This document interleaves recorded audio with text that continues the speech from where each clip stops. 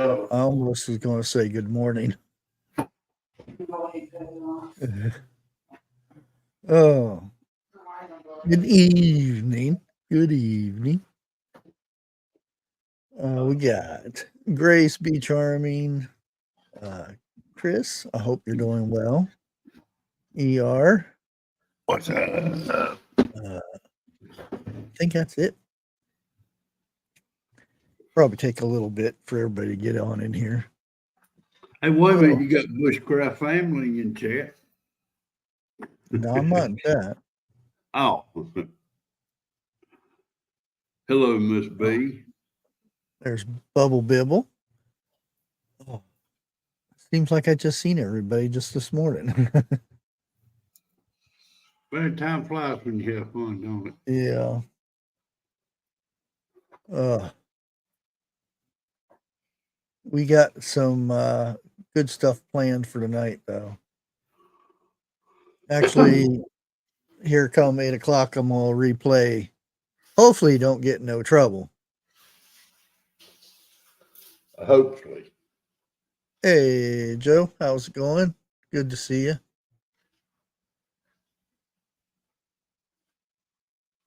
Oh. Let me see here. Oh, we already got 2 people over on Twitter. That's a good sign. Ah.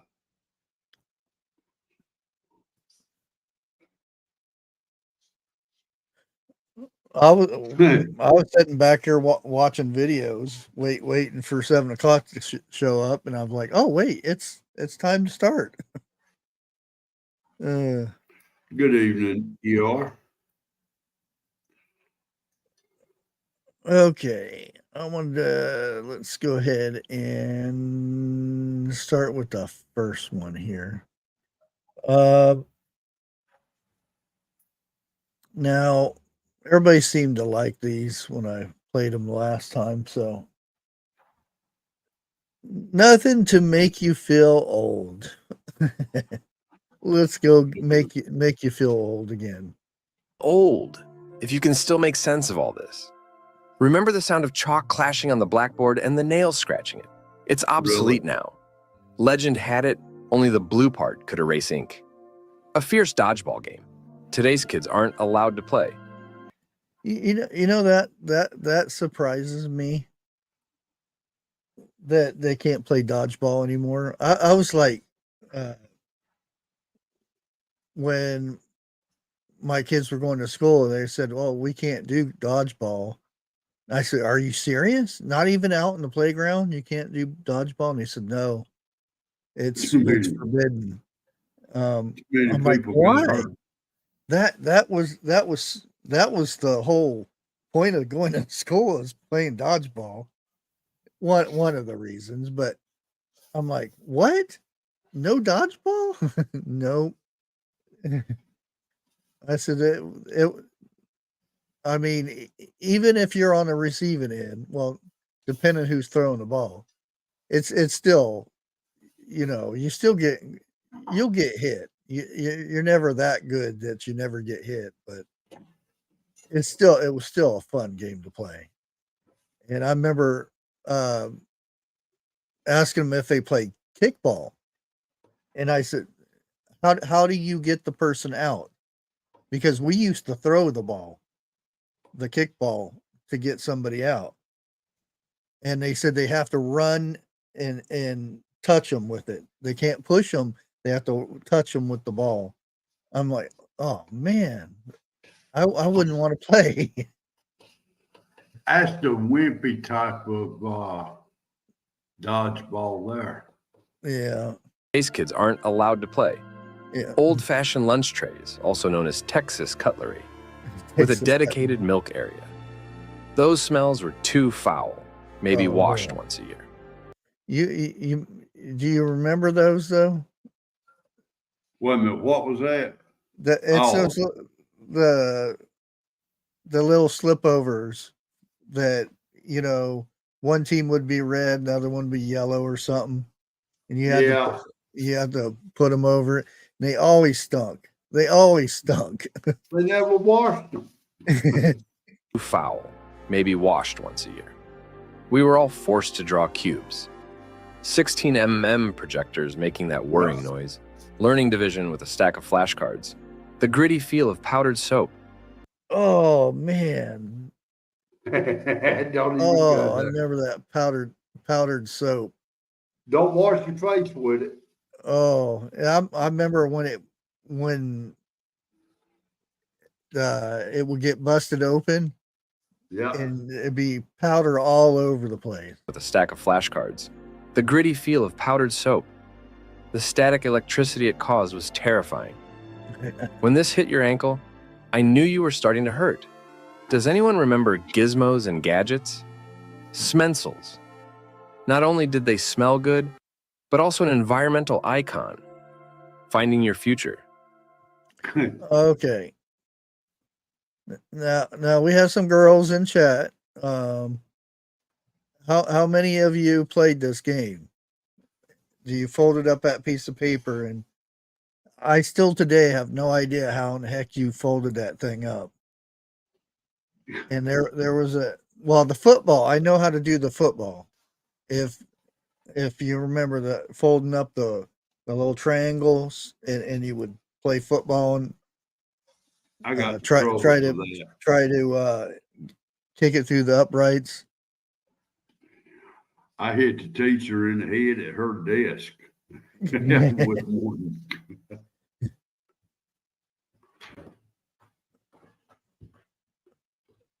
Oh, he was good at that. I remember somebody at one desk and there'd be somebody at the other desk way far away, and you just go, ping. Yep. Choosing your favorite name tag was a challenging task. The Sharpie Manifesto. Looking forward to the book cart pulling into the parking lot. Do you still remember these? Perhaps you remember something else that I don't know about? I'm going to tell you Bring, something. bring back memories. You know, when we went to school, they always told you, always use a number 2 pencil. Yeah. Well, doing woodwork, I'm talking about on a smooth piece of wood, okay? Number 2 pencils are the worst pencils to use. And when you go to sharpen them, you'll pull about half the lead out trying to sharpen. Yeah, I remember they had those other ones, the bigger rounded ones. Yeah, they work I remember good those if you can ones. find them. Or carpenter's pencil are good. The flat Oh, ones. yeah. But no. Shit, I even tried to sit down and draw up some prints. Lead kept breaking. Number 2 pencils are not as good as what they used to be. Twitter's not allowing it. Really? It's set for 8 o'clock. I've got the link all ready to go, so we'll see if it pops up. I wonder why. I don't know. Well, it doesn't start till 8 anyway. So, are you talking about my end of Twitter or my live on Twitter?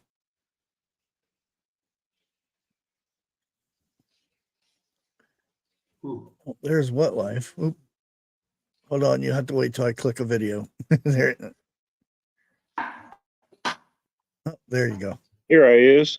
Hey, what? Just in time to make you feel old. Old. If you've seen more than 8 of these at your parents' house, Older. I bet your home definitely had a fan like this. Jeff's got one right now. Yep. I can almost tell you. I had one in my room for the longest. Do you still have one of those, Jeff? No, mine burned up, believe it or not. Oh, really?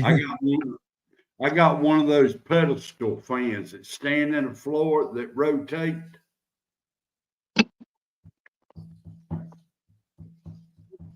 Yeah, I definitely had one like that.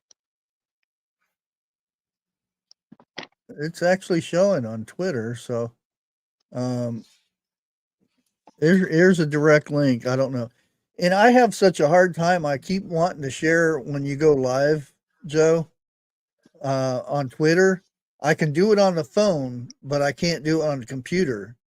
There's no share button for the computer. So I have to go Really? on my phone and then share it out. This, either blue or brown. It seems like everyone bought this kettle. Vintage style Coca-Cola decorations. Oh yeah, that's Your me. parents Jeff's got that. I sure enough do. You remember the ones that had the numbers that fell over? Yeah. Yeah. Yeah. You could hear them things. Click. If it's real quiet at night, you'd hear it go. It'd Been fall looking for one down. of those at like the Goodwill or something, but I mean they're hard to find. One that still works. I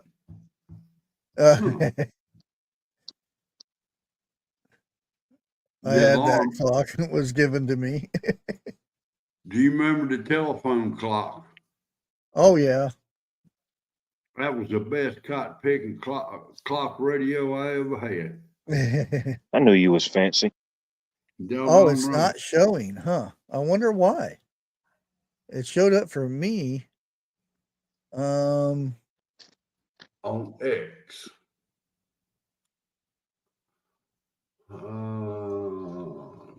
That's weird.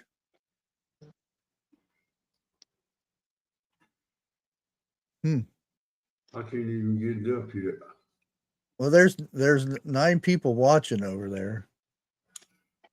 That's Oh.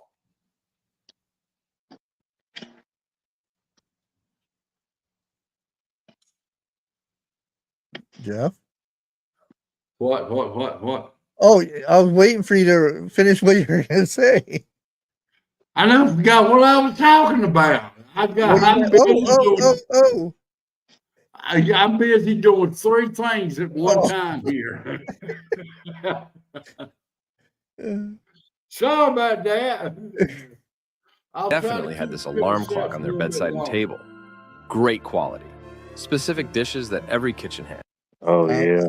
I think I got like 2 or 3 of those still. That I don't have the lids though. And the McDonald's Garfield glass. Yep. I cannot pull you up on X. Yeah, that's what they're saying. I don't know what's going on because I can go to it. I went there because you actually have to go and click play on X. Let me see what this does. Oh, you have the set. They're probably worth something about now. Oh, by the way, McDonald's is coming back out with printed glasses. I think they already out now. I may be mistaken. But no, it will not let me pull you up, Bushcraft. Huh. It might just be because the title. Because they don't know I was going to play it, but you never know. I don't know. We'll have to see. That's weird. No, it keeps taking me here, there, and everywhere. But the most popular has to be country geese. Oh That yeah. pattern was My mom had those. She still got them somewhere. Jeff, do you have any of those? No, never did have. You're not a geese kind of guy? Nope. So you had a clock radio phone, but no geese cup? Nope, no geese cups. You're not as fancy as I thought. Well, thanks a lot. Oh, they're actually tomorrow they're supposed to, huh? That's interesting. Oh, okay. on all sorts of different items. The bird clock in the kitchen. Oh. Nope. Those who have had that didn't have it very long. I think my grandma If this had is one the of one those. I think it was, every hour it would tweet a different bird. Yeah. and they would get stuck a lot of times if anybody had one of these. Or you still had it, but the batteries were taken out. Yeah. That Yeah. explains why the one my grandma had disappeared.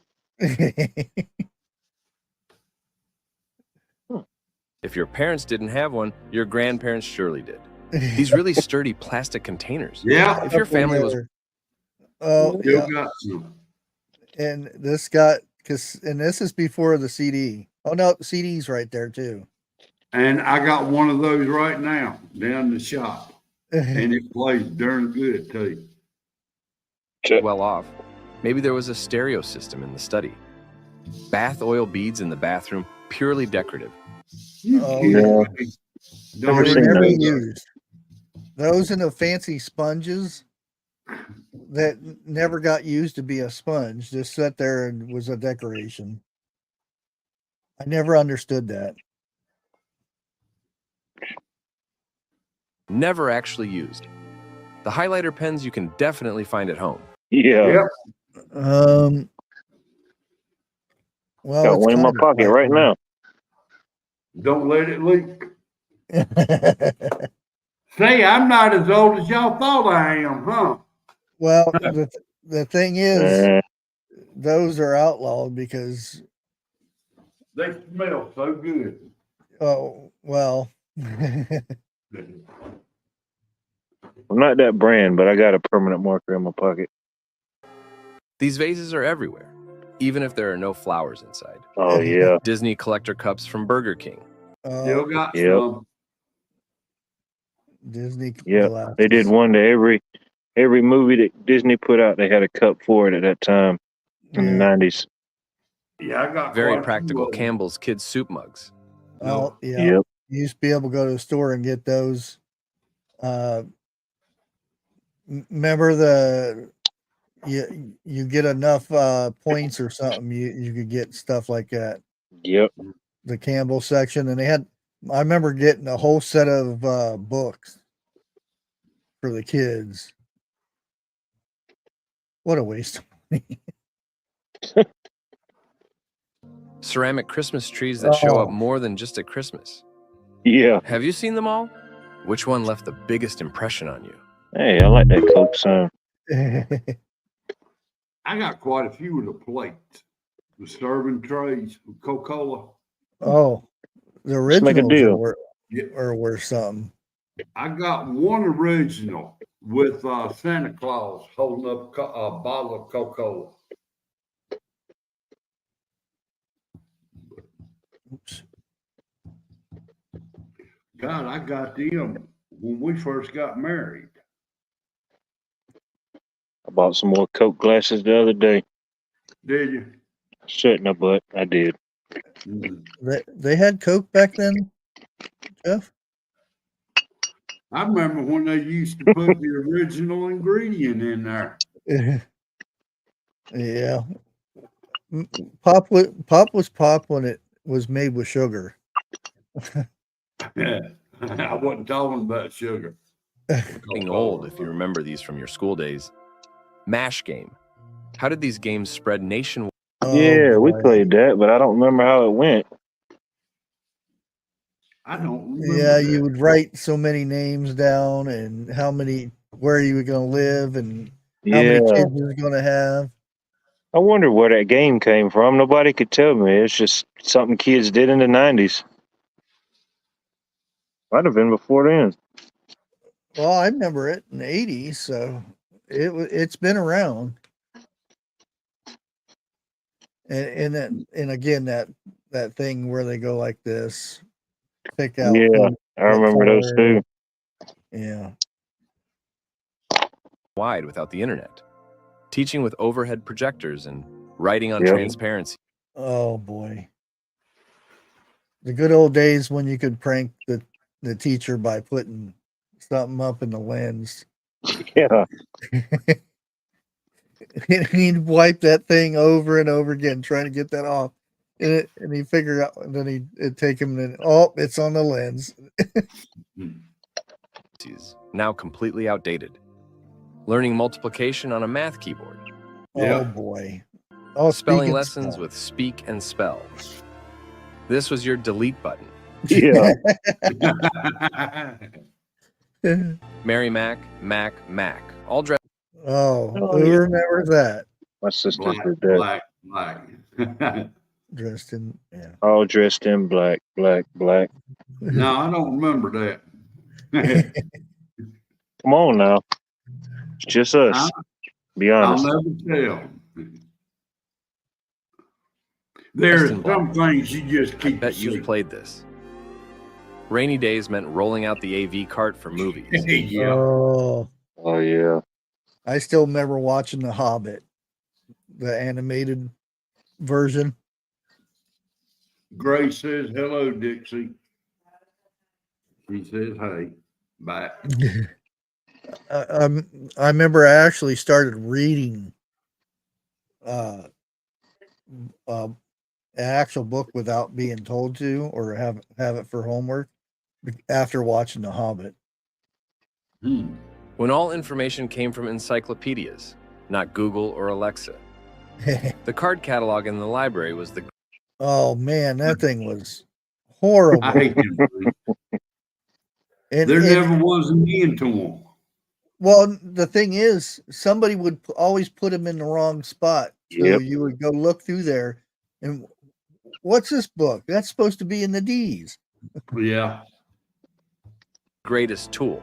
Each classroom might only have one computer like this. Oh, Fluorescent Crayola crayons were unmatched.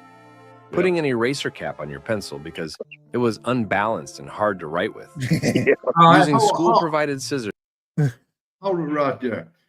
Bushcraft, you may remember this, but do you remember the trolls that used to hang from the mirrors? yeah. How many And did you the have? dice. And the fuzzy dice. And there was a think- point that there was a roach clip on with feathers too at some point.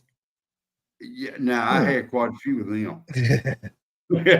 Well, believe it or not, this will you you remember the ones I'm talking about had a roach clip at the end and a leather and then Yeah. feathers. Yeah. My dad is the one who invented those and sold the crap out of them. We used to sell them for $1 a piece and had different colors Yeah. and all kinds of them. We would go set up a booth and just at a gas station or something and sell a bunch of the novelty type stuff until they outlawed them. At one point, they outlawed that clip. Yeah, they did. Them were the good old days. Those scissors didn't cut anything. Oh, I know. No, they cut your finger, but nothing else.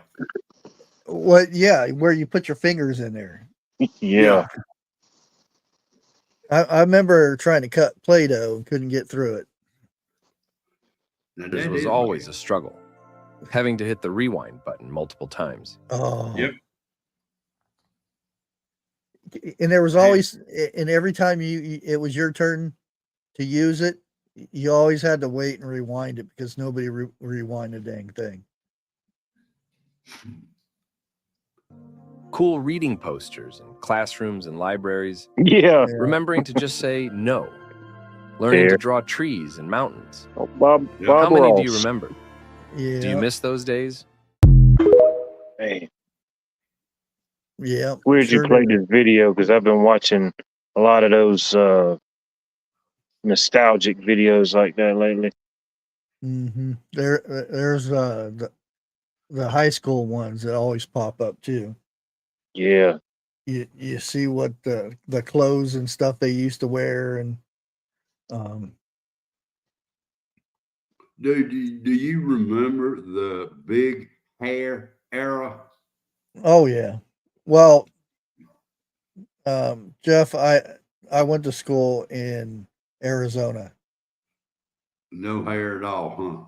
No, Mexican girls, Oh, whoosh, way out there.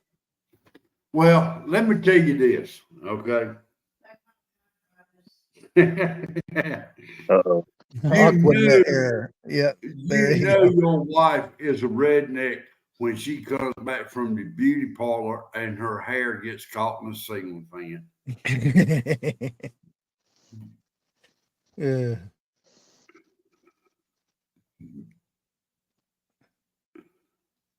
Rooster hair. Lord have mercy. Aquanet flamethrowers. Yeah. Hey, I'm gonna tell Yeah, you what. Jersey girls. Oh yeah, they took over after the Mexican girls in down in the Southwest. You spray Aquanet on your hair, you can walk out in a hurricane and not one hair would budge. Well, I I was known for driving around with a motorcycle, and that's a sight to see. You look in the rear view mirror, and that hair is just sticking up, and I'm going 80, 90 miles an hour, and it's not moving. Yeah. The whole head is going like this. See, even you vouch for it. Well, I Feel got to old. admit, If this back was your in the day, I went through some Aquanet with my long hair. No, I did the gel. I actually copied what Motley Crue did. I didn't even know that Aquanet had a gel. No. I'm just saying I use gel Okay. because if you've seen Motley Crue, you know their hair, and what they would do is take a shower and then put the gel in their hair and hang upside down until it dried. I'm serious. If you could talk to them and ask them, that's how they would do it. Nikki Six, I Yeah. talked to him because of all conversations to talk to, Motley Crue sitting around talking about our hair. And I asked them how do they get their hair to, stand out like that, and the top was way up high and everything. And that's what they said. They use, I forget the gel. It was a green. They had a green and a blue gel. I forget the name of it, but you would put it in your hair and then hang upside down, and then it would stick straight up, and then you would just shake it about and loosen it up. Yeah. Later came mousse, but yeah, that's how it was done back then. Now I like Motley Crue. Oh yeah, Well, I like them all. early Motley Crue. Yeah. Well, here we go. Exactly. Bet you feel old. If this was your high school life, using it to communicate with your Oh, Yeah. I think I might have some of those notes. They're still folded up and everything. I probably don't know who in the heck they're from, but I probably have some. crush in Big class. John. Getting super nervous every time you had to write something on the overhead projector. Sharpies and whiteout pens were for doodling on your backpack. Trapper Keeper, Yeah. 5 stars. Organizing all your homework and notebooks. I never had one of those. All I carried around, if I did, was the notebook, Yeah. the hard one that had Composition. oh, I forget what they're called. They were like black. Some of them were blue. Composition. Yeah. That's I didn't have the one that had the little rings around it nowadays. Oh. I know what you're talking about. Spiral notebooks. Yes. Yeah. Yeah, it might have been. Yeah, it was that. It had a green one and a blue one. I can't remember the difference between them, but I remember the green and the blue. They use it to make spray foam now.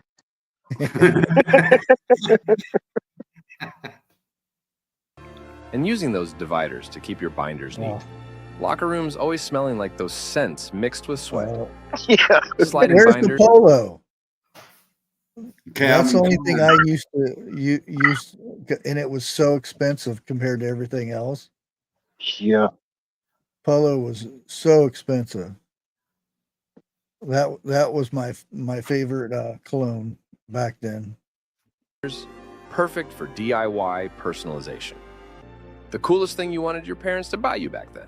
I had one of them and no kid. Oh, I've had still one of got these. one.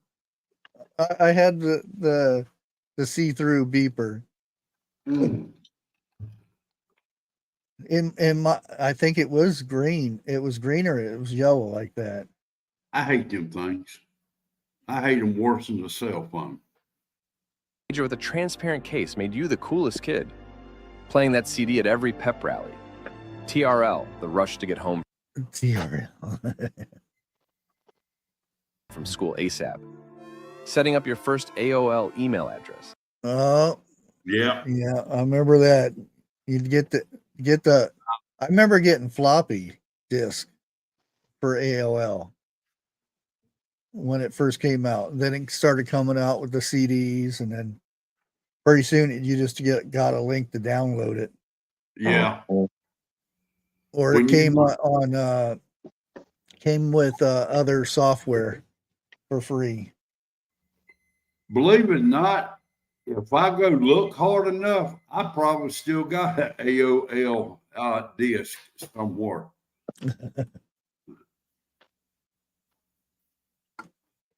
It used to be cool because they used to have the chat rooms you can go into Yeah. Oh, yeah. back in the day. I remember one of the opposite versions of not AOL, but we used to use IRC. Checking it every few days. Freshening your breath with Banaka spray.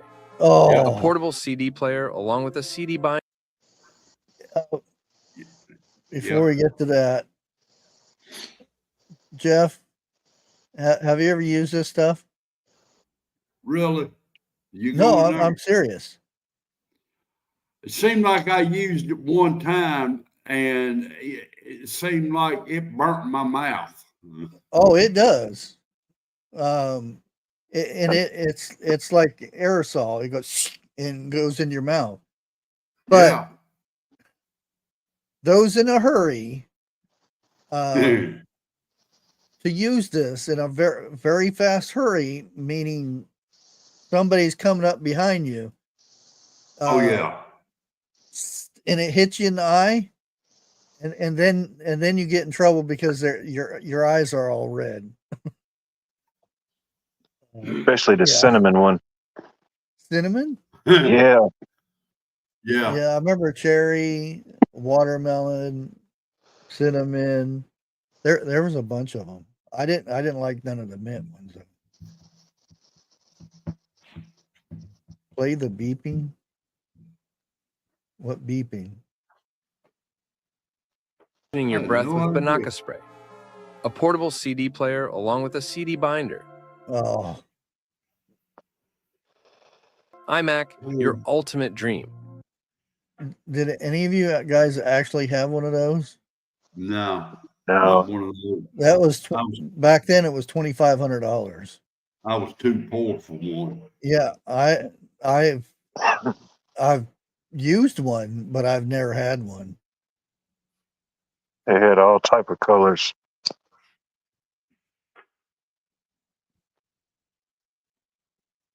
Oh, cinnamon toothpicks. Yeah, I remember those.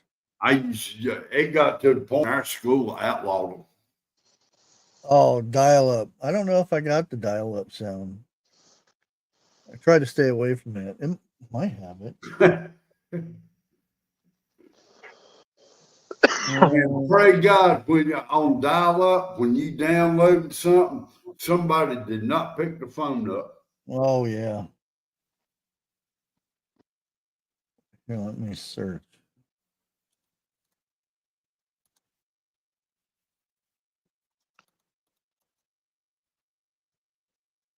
Oh, there's community sounds.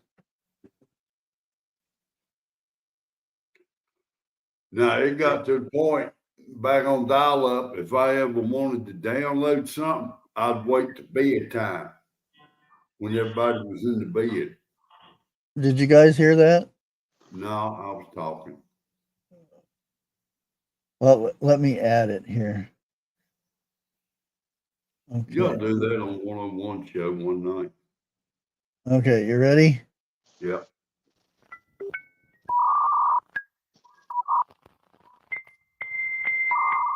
Do you hear it? Yeah, oh, yeah. Oh, okay. How many of you still do dial-up? That was the sound. Yeah, they actually do. There's still companies you can still get dial up from. I don't know Huh. why, but Did you ever get it back then? Would you want to go back to high school and make things right? Hope that Nope. captures the No. nostalgic essence of the original text. yeah, I don't think I'd want to do high school again, which I didn't do high school in the first place. So I would do high school again if it was back in my time, but this day and time, I wouldn't be plug nickel. What's that? yeah, I wouldn't be in high school very long. No, I wouldn't either. Um, I'd be done jack slap somebody. oh yeah, yeah. Thank you. Yeah, when I was in high school, I couldn't wait to get out, but now I've reached a point in my life where things back then were so simpler. If I could just go back for one day, I'd enjoy it. It'd be like a vacation, really. Yeah. Yeah, it would. Yeah.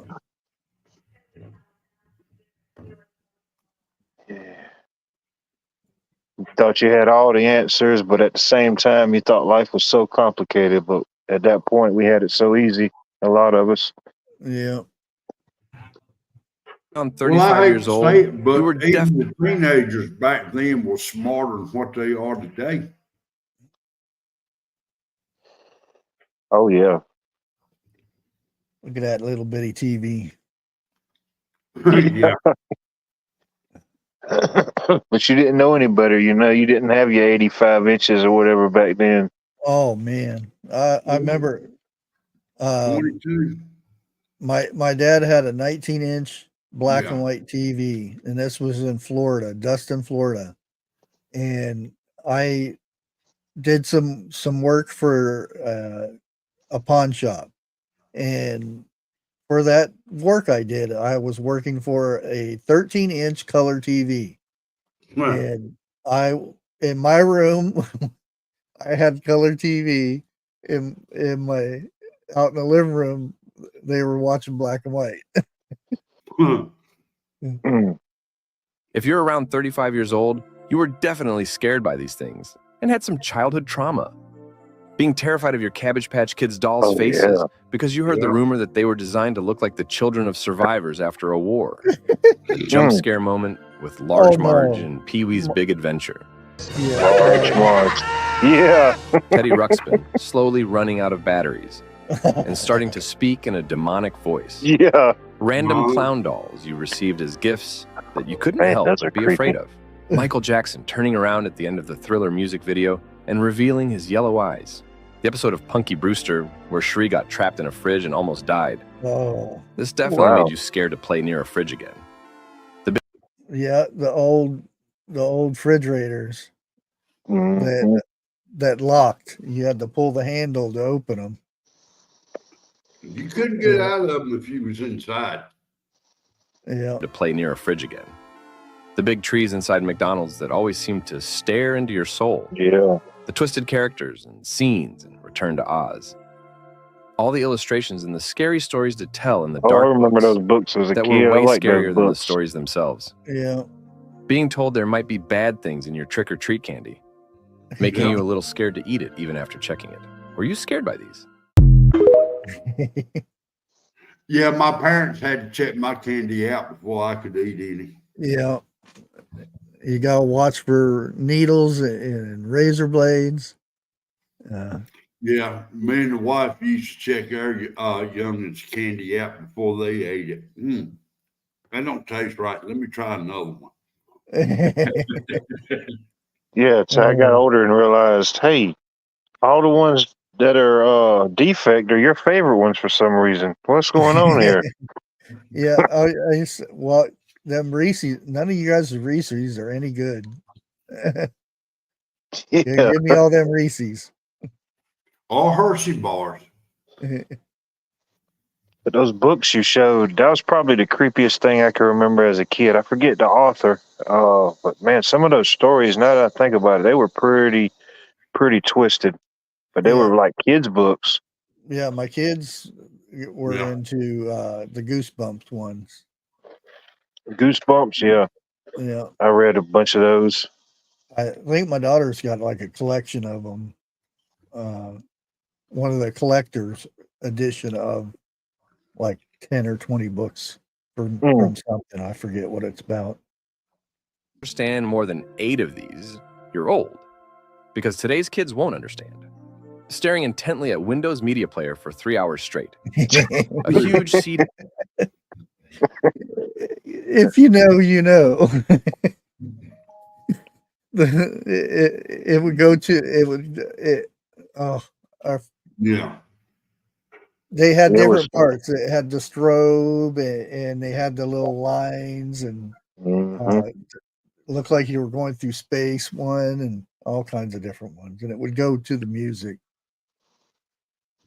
CD wallet filled with your collection. Yep. It was a must-have on road trips. Those slightly old-fashioned speakers that always knew when you got a call. I still have some of that. Downloading a song for 2 hours only to find out it's a virus. LimeWire. Yeah. Oh, and this thing down here was your connection. I never had all those bars. I had because I was on dial-up. I had these one, maybe two of these little bars, and that was it. Nothing crashed harder than that. Everyone using the same startup sound. Kids these days don't get why there were so many red-eye phenomena. God, I miss physical PC games. Seeing the carpet in a movie theater brings back a flood of memories. Oh, It yeah. does. Now it's all solid colors and stuff. Nostalgia. It looked like you're going through some kind of Star Wars. Especially if building. it was one of them places that the lights were low and they had like the black light effect. Oh yeah.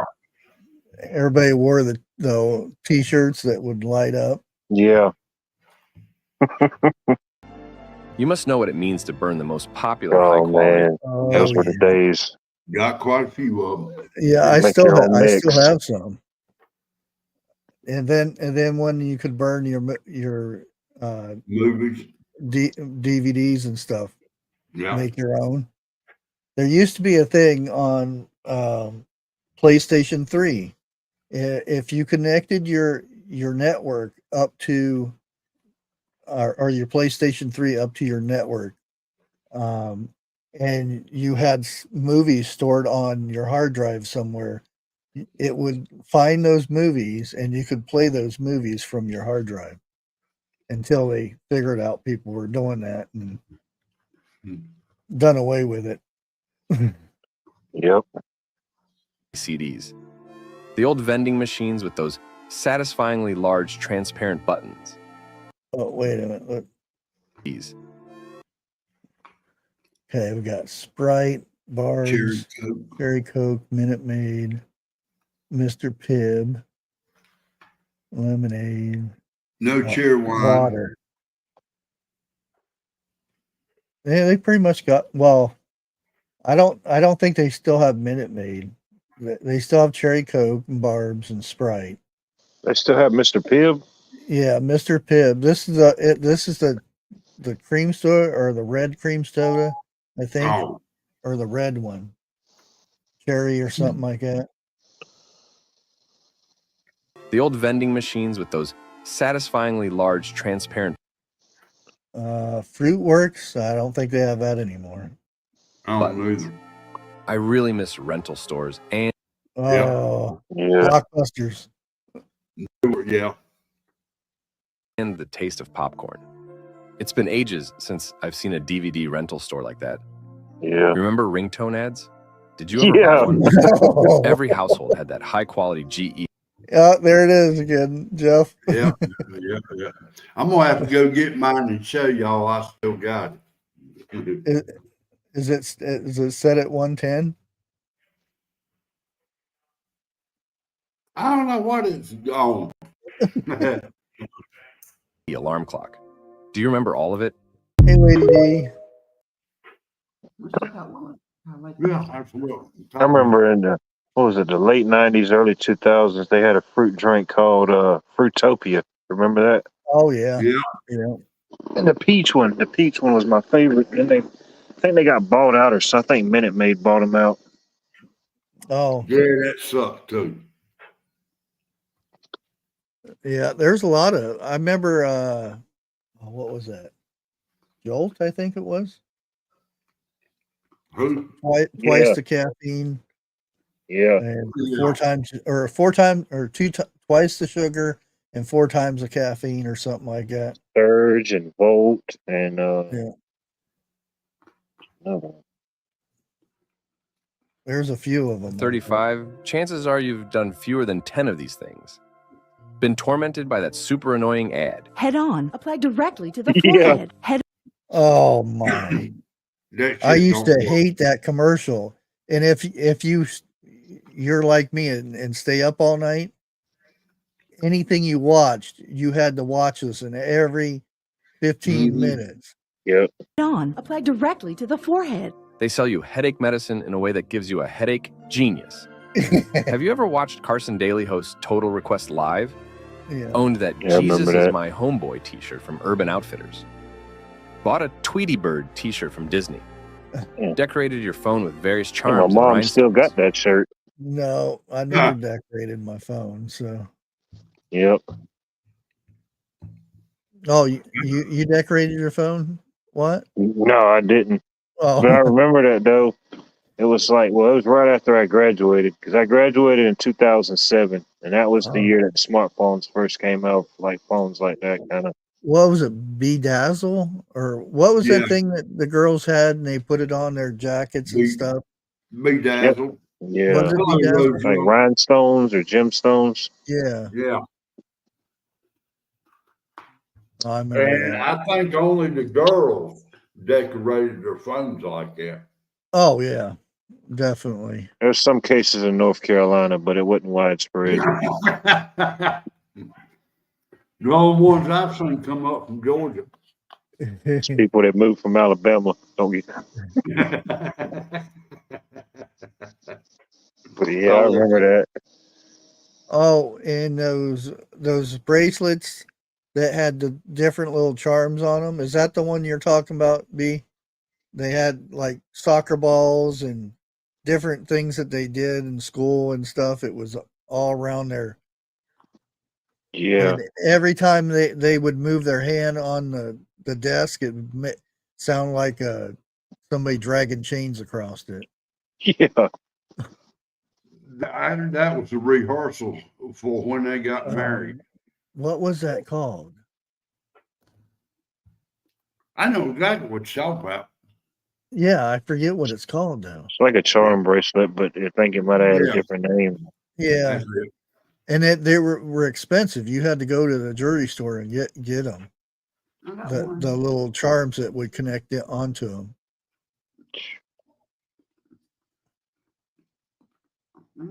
Your phone with various charms and rhinestones. The LG chocolate phone looked cool. Oh, Yeah, I remember that phone. No. It would hang up on people because your face would touch the thumb pad, Yeah. if I remember right. Yeah, that little. It almost had the same functionality of the iPads where you would touch that little center circle and it would go Yeah. to like different music and stuff. But yeah, my buddy had one and it wasn't too swift. But that trackball would accidentally activate when you held it to your face. Oh, Yeah. Have you ever slammed shut a flip phone to end a call? Yeah. Taking a selfie oh. Yeah. And here's where the selfie came from. with a flip phone. Gone to the Apple store to play with an iPod. If your iPod Yeah. earbuds were the flat, round kind, they'd break after about a year. Checked out Target's video game display. Yeah, Oh, I remember when they had those out. tested It's out the new Target. games. Oh boy. And even your the Kmart's and the Walmart's and stuff like that, they had those displays when I was a kid, you know. Oh yeah. I couldn't wait to go there to play a game, even if it's just a couple minutes, you know. Yeah. I didn't have Mood a system. rings. I see Mood them every rings. once in a while. The mood rings. Yeah. Some things like that don't never really go Oh. away. Well, we gotta watch that part again. There it is. Oh, went too far. Consoles inside. Made mixed CD labels. Still got Adapted to Hollister's dark lighting. Then got blinded by the mall's brightness when you left the store. How many have you done? I never shot Not that at all of them. Hollister's. Yeah.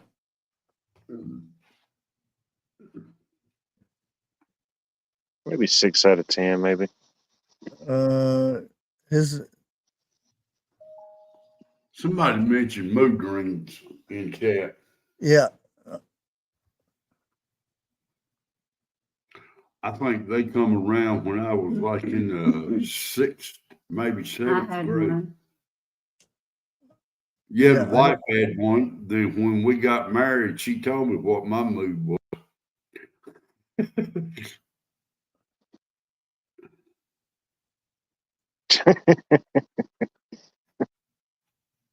Really? What's that? Uh-oh. I think I just broke my Twitter. RFK is not allowed on the New York ballot. I wonder why. Is it that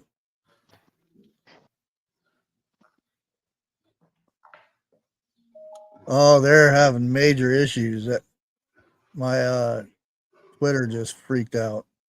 Really? Yeah. Let me see if I can open it up in another tab. Well, everybody's having problems with it. You know why? Yeah, I know exactly why. Yeah. Now I lost that page I was on, waiting for it to pop up. Yeah, I did too. Explore I can't even pull it up at all. notifications.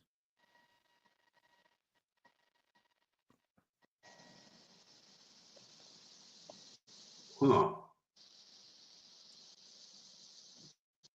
Let's see. Yeah, details not available yet. That's called. Oh man, yeah, it's. We'll have to see. Let me go ahead and I got one more to play. Those aged 35 and above can understand at a glance. Jeffrey dollars were more exciting for kids than receiving cash. Cereal boxes that were read every morning for what was on the back. Walt Yeah. Disney Masterpiece Collection. Oh, I think it may have a couple of those. My sisters, I think, had some of them. It's a video, a VCR case, and you open it up, it has one of those characters in it. Happy Meal toys packaged in mini VHS cases. Oh, Yep. Beanie Babies. Tag Beanie protectors. Babies. The Forrest Gump movie soundtrack played on repeat by baby boomers. Baby Toys' distinctive blue checkout counters. The rubbery KB. smell emanating from the bike racks at Toys R Us. oh, Yeah. Toys R Us. Look, that's where Original VHS. we bought our youngest Christmas there for a couple of years. Toys R Us. Yeah. Huh. I've got that movie set.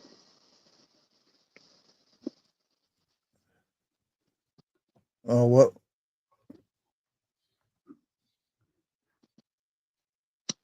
Oh, you got that computer? You mean? No, I seen that earlier when you was talking about computers, and I figured that was Oh. before my time. I figured y'all might have remember that computer. Yeah. What about that chapter? At Toys R Us. Original VHS But I got trilogy. that. I have that $3 were more VHS. exciting for kids Oh, than God. receiving neon light. Dang it. There it The is. bike racks at Toys R Us. Original This one? Yep. I have that one. I've got it too. Now, if it's all in gold, it's actually worth money. No, I've seen the gold ones online, but no, mine's just black one like that. Yeah, same here. I was like, oh man.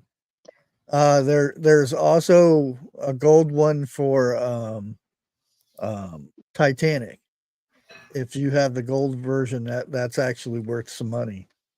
I got 2 Titanic movies VHS.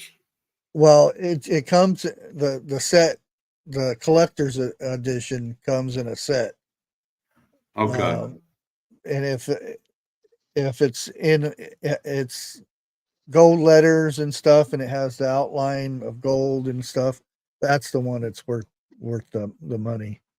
VHS That- no, trilogy no, of no. Star Wars. Toys filling store windows during the release of Star Wars. I still have The some. Phantom Menace. Neon lights behind Target stores. MapQuest printed maps. Oh, Yeah. Yeah. I still have some printed somewhere. I guarantee it. Often forgotten to be printed in color. Lunchables. Yep. My kids. Hey, I love still eat Lunchables. them. I still eat It's them. like $5, $6, $8 for them now.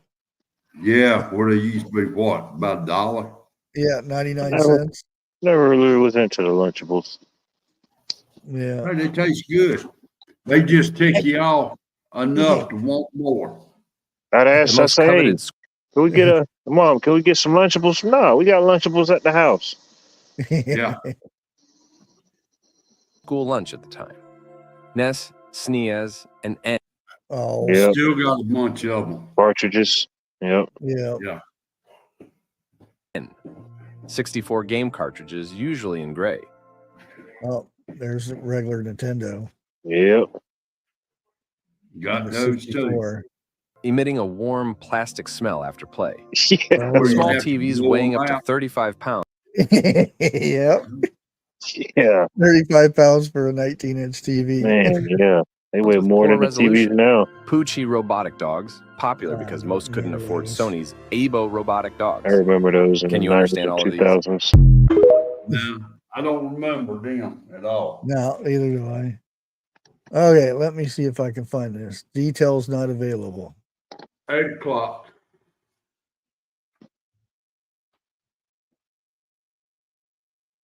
There, come on. I'm getting this a white screen. Details not available. They have Is that- locked it. Hey, do you have what do you call it? VIP or something like that? VIP. Not VIP. I can't think of it. For it VPN. Yeah. Oh no, it's not. It's not that. I bet you if you go to another country, you can probably pull it up. Okay, Elon Musk is speaking. Well, we can't see him. Well, I'm trying to get it loaded. Yeah. Speaking of nostalgia, it's National Vinyl Record Day and Milkman Day. There's 100. It says there's 122,000 plus in there right now. That ought to tell you something right there. There's too much, and that's It's the too problem. Too much. No, I mean, all them people wanting to know what he's saying and everything. And they're saying that he's not. I mean, dude. Yeah, everybody's having trouble. Is anybody else having trouble to get on with Trump and Elon? Is Trump and Elon talking? Yeah. Yeah. Elon is interviewing Trump. Oh, I didn't know nothing about it. Yeah, that probably would shut the old Twitter down.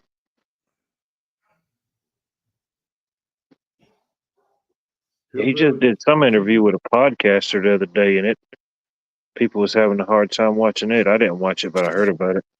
Get. Huh. Dang cats. What is this? He may have went down because it did show him have a microphone that he was talking.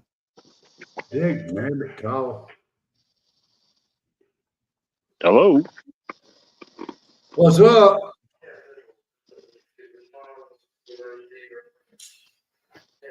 All I'm getting is a picture of those two. That's it. As far as I can get. Wonder what they were. What they did they say? What they had in mind, or just kind of an open topic they were just going to talk about? Yeah, election think- and stuff, that kind of thing. Yeah, every time I click to connect, it freezes up and the screen goes One. gray. Hold on. 'Cause I'm on Trump's page and I tried Elon's page.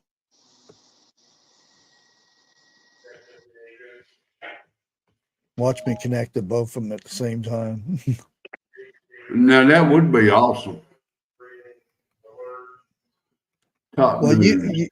usually I get invited for some odd reason. People want me in the conversations for weird stuff on Twitter. I know what it is. It's because I'm friends with Defender of the Republic. Yeah, I see mine. It says live on X and it says me hosting. And then it says Trump, Donald J. Trump, Trump space. And yeah, I can't. Oh, whoa. Oh. Hold on. I'm gonna put something in the back room. He's doing a live video with it. Let me see if he's going through Truth Social at the same time, maybe. Might be able to get on through there.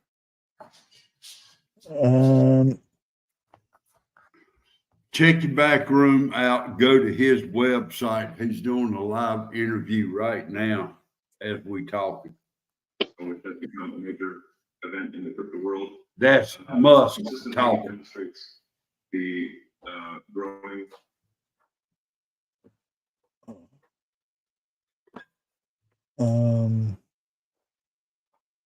Yeah, all my things are locked up. I'm going to close it. Here, let me try to refresh it. Nope, What? that's not going to work. Yo, Good private chat and click on what I posted back there. Or bring it up on YouTube. Kevin 24/7. That's not a link or anything, Jeff.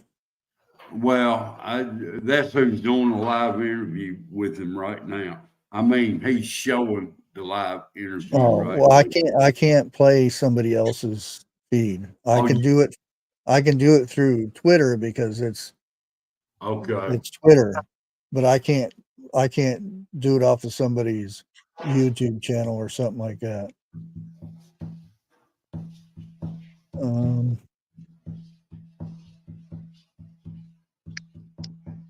Scan QR code. Wait a minute. I think Don't do that, Jeff. Don't. No, that's how you get hacked. All right. That's like clicking a link on your email.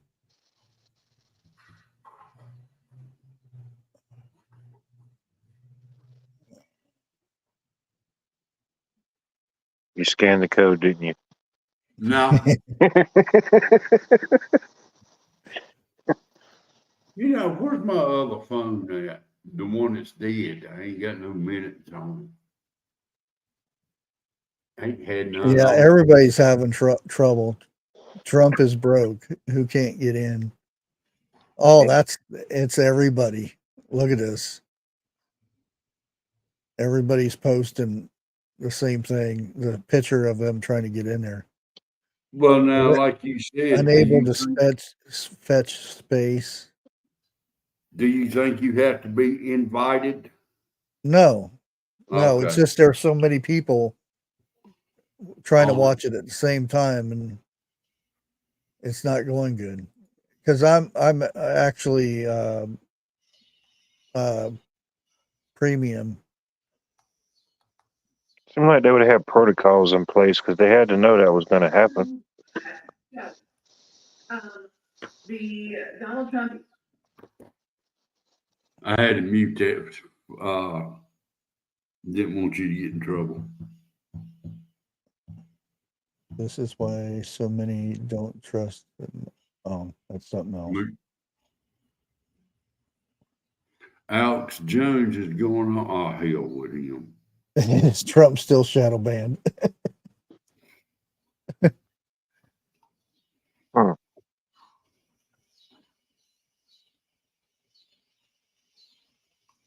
Now, wait a minute. You lost me here, but Joey got 80 million votes. Okay.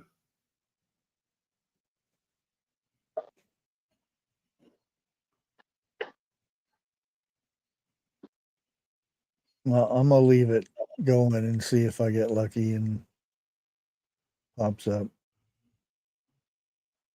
Fingers crossed.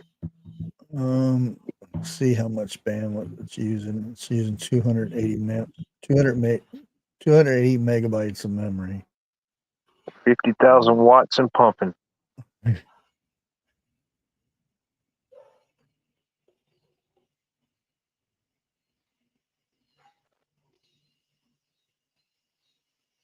I know T3 computers used to be the fastest around.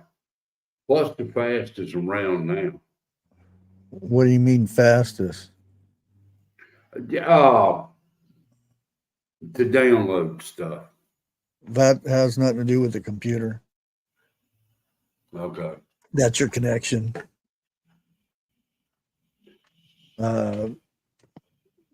Google fiber optics is probably the closest you can get to the fastest. Where I live at, they got it all around our community, but not through our community. They go around you. Yeah. We can't give him any fast speed. Even the company that my internet is going through has fiber optic, and they got a cable box. Oh shit, maybe 500 feet up the road here. I'm too far away. They can't connect it. Well, what? Do I have to be sitting on top of their roof to get connected? Yeah. They say it is the number one connection. Folks, it's the only one. So, yeah, I reckon it would have to be number one. Yeah. They're the only one. You're the only one in the race, yeah. You're going to be first place every time. Yeah, and it's got the poorest grading of any internet system I've researched. Brightspeed. Got one around here, and most people say it's pretty crappy, but it's one of them type of deals like what you're saying. If they don't run lines out your way and maybe you can't get a dish or something, they give you this internet provider, and I mean, it'll do some things, but I mean, at that point, you ain't got no choice. Dude, I had he's got some internet. And he's it got was, some good people in there. at that time, it was supposed to have been the best. But if the wind blew or anything like that, forget it. There went your internet. Yeah. Like the satellite dishes back in the day. Yeah. Believe it or not, I still got all the hardwire to it. You know, I ought to hook it back up just to see.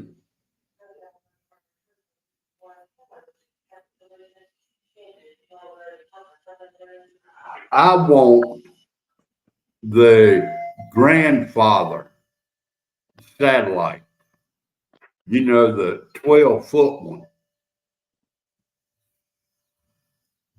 Because you know there's still satellites up there that are going. Now the big thing is doing away with AM radio. I don't know if you've been tracking that. There's Yeah. 14 million views on his thing there. That 15, sorry. It just hit 15 million. Mm. That goes to show you people are really interested in Trump. Oh yeah, 15.1. That's how fast this is going up. But the only thing I can say is on there, maybe it'll pop up. Yeah, there's two different ones I'm trying to get. Now I understand what Joe was talking about, where it says not available. I'm just getting. So it was putting a burden on the entire Twitter server system. Yeah. Okay, because I talking about getting a I'm so got just big and old. I remember ambulance right when now you, on Facebook. At the same time, I'm doing a live and trying to get on the interview. Yeah, it says in the spaces that's what they use to the platform they use to do the live. Basically, you see little icons of everybody that's in there, and then if you can request to ask a question or talk, and they'll decide if they allow you. And I could possibly, if I could get in, if Defender's probably going to be one of the moderators in there too. So if that's I could probably get in to ask a question, but very doubtful. I can't even get in there because I don't know how much one of those rooms actually holds on top of that. So that's probably why a lot of people aren't seeing mine either, because the whole system is lagging. I mean, you get 15 million people trying to connect at the same time. Yeah.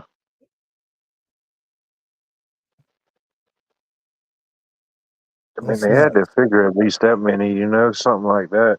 Yeah. Especially on Twitter.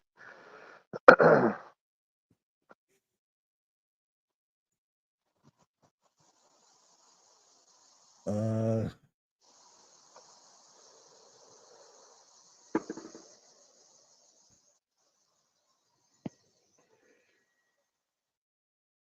Yeah, I've seen at least two. I ain't seen the people who was driving them, but I've seen at least two cyber trucks in the area now. Man, those things, they look even worse in person. okay, this is interesting. What you got? I'm at his website. It says, and it has X over on the side, so I'm not sure what that's about. But these are my 20 promises to you, all of America. Still the border and stop the migrant invasion.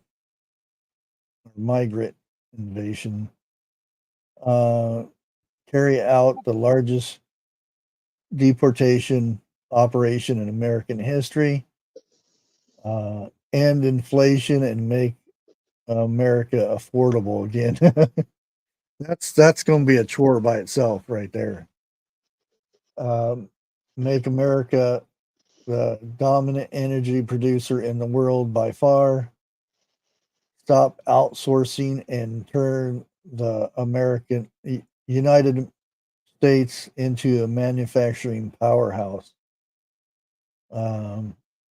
6 would be large tax cuts for workers and no tax on tips. 7 is defend our Constitution our Bill of Rights, and our fundamental freedoms, including the freedom of speech, freedom of religion, and the right to keep and bear arms.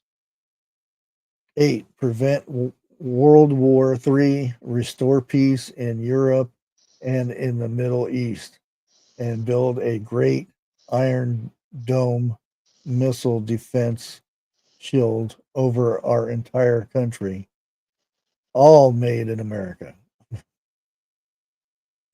And the weaponization of government against the American people. 10. Stop the migration crime epidemic, demolish the foreign drug cartel, crush the gang violence, and lock up violent offenders. 11. Rebuild our cities, including Washington, D.C., make them safe, clean, and beautiful again. And I just got another message. 12. Strengthen our and modernize our military, making it without question the strongest and most powerful in the world. 13. Keep the US dollar as world reserves currency. 14. Fight for and protect Social Security and Medicare with no cuts, including no changes to the retirement age. 15. Cancel the electric vehicle mandate and cut costly and burdensome regulations. 16. Cut federal funding for school, pushing criteria, race theory, radical gender, and that stuff with the little ones. I can't say most of it. Yeah. 17. Keep men out of women's sports.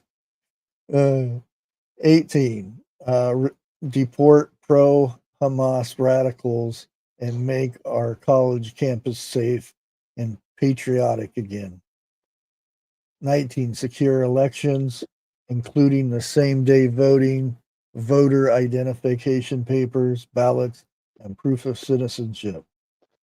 20. Unite the country by bringing it to new and record levels of success. And that's on his website.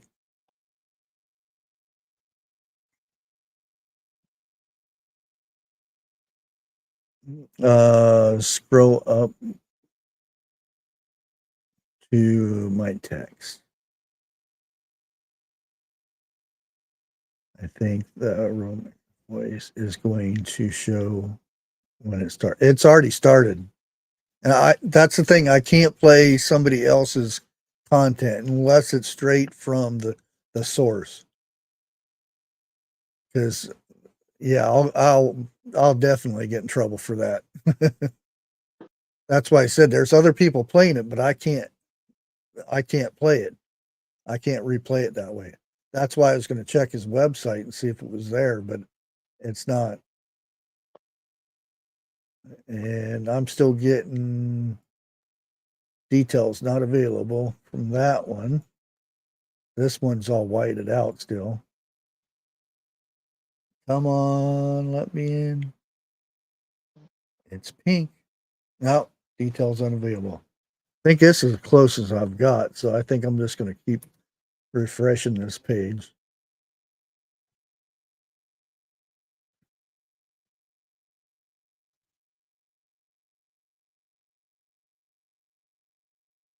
Yeah, details unavailable. I can drop the link and everybody else can see if they can get in. That's the link right there. And it should pop up a pink little window. And if it lets you in, it'll show everybody's pictures up there. I've seen screenshots of it.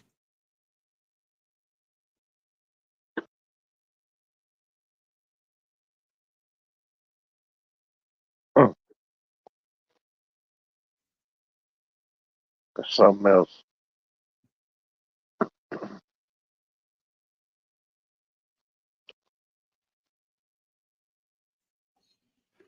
This is the one I have a problem getting in on.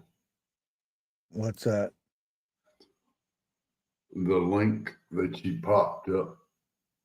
Let me try it again.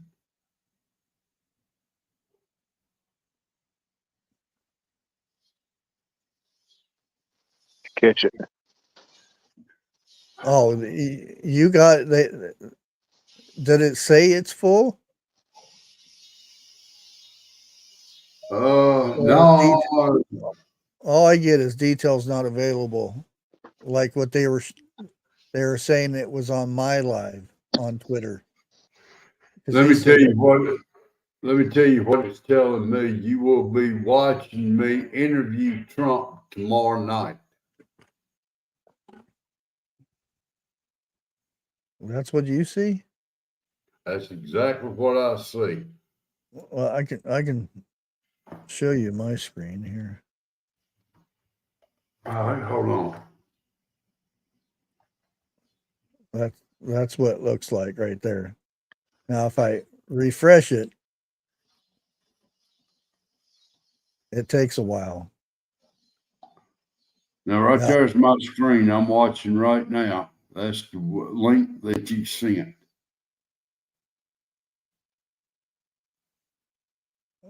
Yeah, there should be a thing at the very top.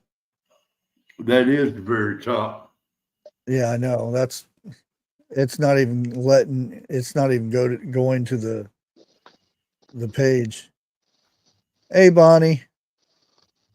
Hey, Miss Bonnie. How you doing, lady? Dang, I feel bad. I ain't got nothing to show and tell about. Let's find something. Yeah, if you look, well, let me refresh it again. But you look over to the right here, you'll see mine. It says I'm hosting. See, it keeps crashing before it goes to the next stage. And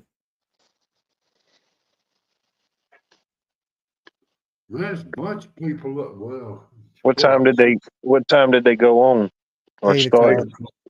Yeah. Okay. Eastern. Yeah. Yeah.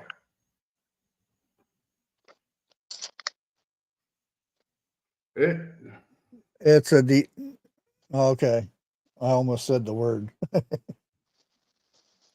And by the way, don't say that in up here. What T said. Okay. Yeah, I don't know how YouTube would take that. What, Nintendo DS. Yeah, there you go.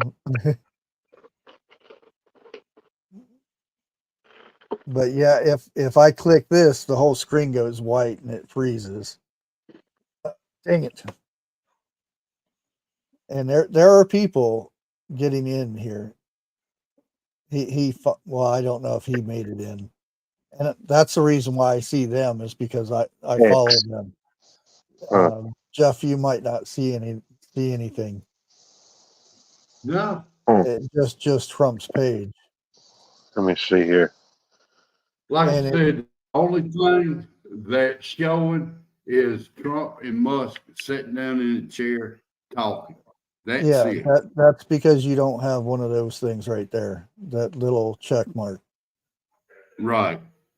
Yeah, because it's a premium thing, but it's not doing much good. Wait a And you minute. can't get in there. Look at this. Yeah, 25 million. Following. Yeah. I am a premium on here. No, you're not. I got a blue check mark. You got a check mark. You paid for it? Yeah. Oh, When okay. when they first started. You do know that's like $8 a month.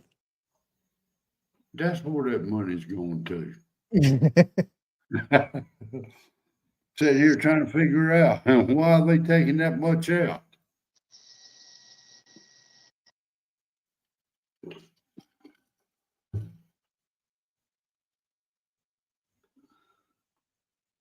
Let me double check. I want to, because like usual, I may have missed it. Yeah, and I did.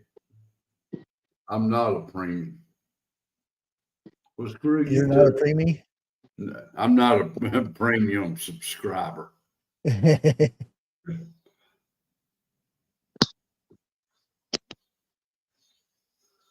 Oh, dang. It didn't even.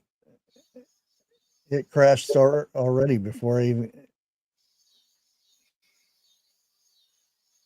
It's supposed to go white. Well, not mine. It'll go black, and then it'll have everybody's heads up here. I've joined these before, but not this much. Bushcraft Live. Trump said, "What?" There's 70 posts. Well, see, I've got 9 people watching me on Twitter. Huh. That'll probably go up if I can actually get in. 1, 2, 3, go. Oh man, I thought it worked. Okay. Yeah, T was saying something like that. Great. That's why everybody couldn't see my page either. What's that? My live. It's because what they're doing. I bet you all know what side hacked into it. Yeah, I didn't say it. you just did. No, I did not neither. The H word. What I see. Oh, okay.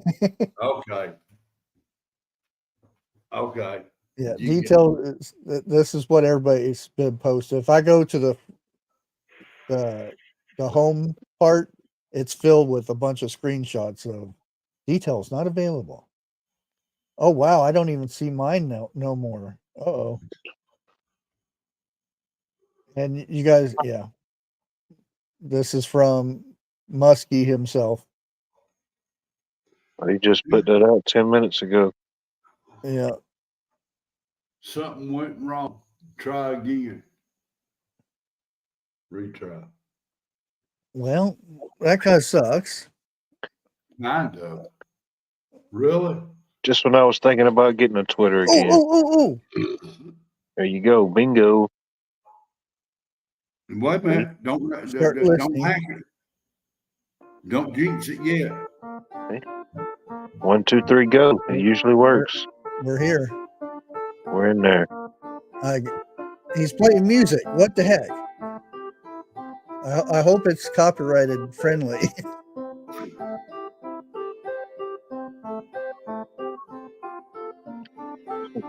You may want to go ahead and mute it until then. I don't know how to mute it. No. It's kind of hypnotic. There we go. Hey, okay. Ooh. Can you still hear it? No. Okay. I can hear it though. So I can hear you. Oh I have man. to put my mic way over here. Oh, that music's been playing for 30 minutes? Okay. Really? Well, at least you're in there though. Yeah.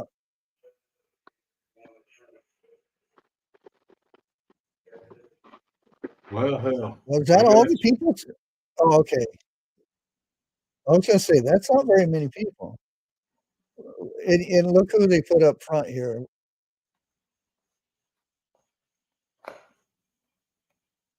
Just looking, you always go to top. Hey, Bushcraft. Yeah. I thought I was getting in on it. Come to find out, I was getting in on your channel in Twitter. I mean, Huh. That could be your first retweet, unofficially, officially. possibly, unpossibly. No, Joe retweeted me out. This music sucks. It's worse than elevator music. I'm gonna have to talk to Trump about this music. Yeah, who picked this tune?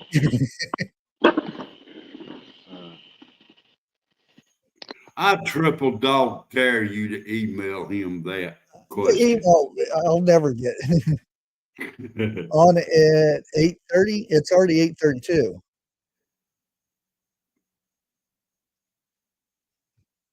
Well, he Well, is on.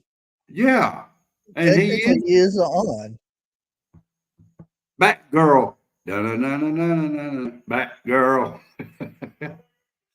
Sorry, I had to do that. Yeah, there's 697,000 other people. Never mind, 726,000 other people in here. I was hoping to see at least one of two names up in here tonight. Oh, maybe not. I thought this was all premium. So there's people that's not premium. That's probably why I'm up at top. And I don't know any of these other people. I know Defender was trying to get in. She would have probably been moved to the top. Who? Defender of the Republic. Oh, I thought it sounded like you said Nintendo. Oh.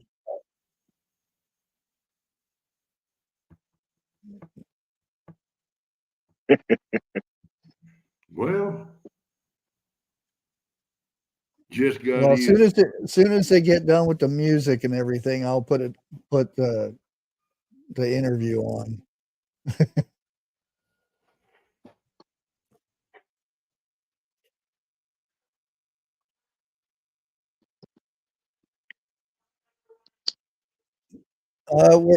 We're still waiting. I just now got in after 30 minutes of trying.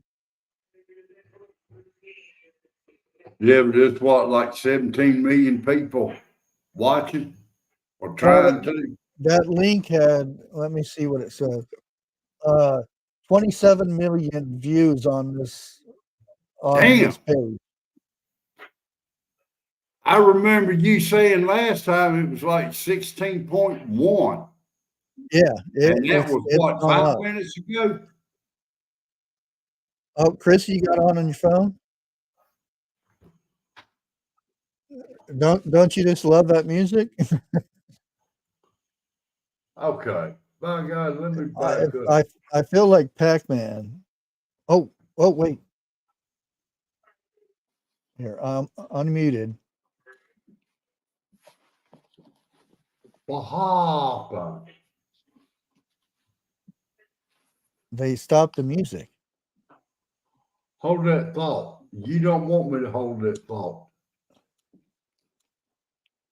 118,000 or 818,000 in the space, meaning chat here. Uh-huh. Oh, look at this. I'm next to Trump. Huh? Elon left. I'm taking over. Oh yeah, interview. Do a good interview. I wouldn't even know what. I think I would come up with some good questions, but Christy says 828,000 on hers. yeah. Where did it show? Yeah, 854,000 now. It goes up like a lot. Oh, you got some new people in Oh, chat. he muted now. Usually there's a thing. Is this recording?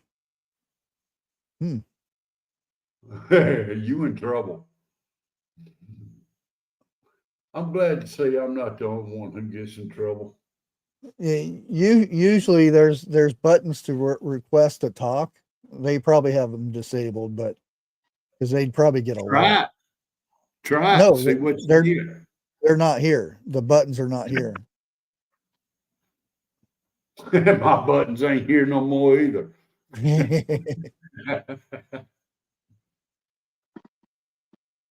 Yeah. WTF.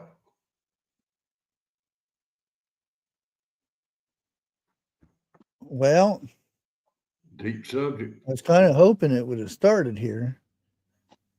It's pretty bad when the co-host leaves. Hey, bathroom break. Yeah, I got the circle of death. there's chat, but I'm not clicking on the chat. I'm staying right here. Oh, look, Listen live. couldn't. Oh, it would help if I turn the volume up, wouldn't it? Yeah, It there's is nothing here right now. There. a- Yep, I seen her on there earlier. She's not. It's not showing up now. She'll probably show up later if they want her to talk. But earlier images showed her down in here. Spaces are public. Anyone can join. Add up to 10 speakers. Got it. Bye. Get out of here.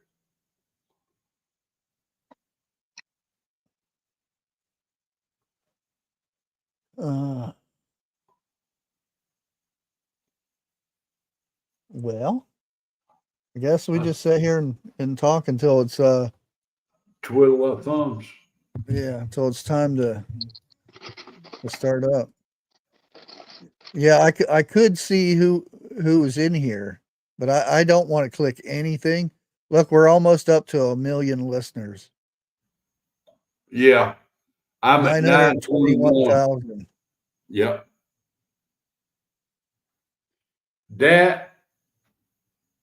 That's where I'm at right there. What? Listener. Oh yeah, you're not going to be anything else than that. Gee, thanks a lot. Well, no. You know how if they had the buttons to where you could request. Oh yeah, there's Elon. Oh man, why is he I should be getting over there closer to Trump, not him.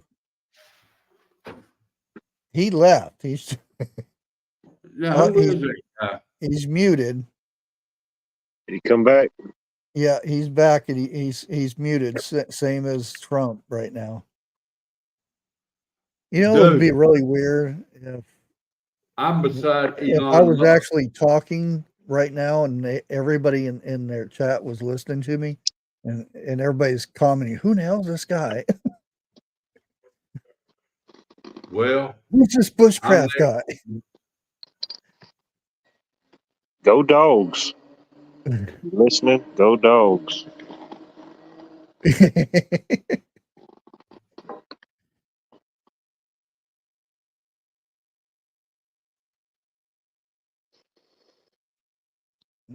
Picture in picture. Share. I said that and 5,000 people left. 949. Yeah, by the time you type it in chat here, it changes. What is it? 962. Mm-hmm. That's amazing. Let me close these other Twitters out so it doesn't lag.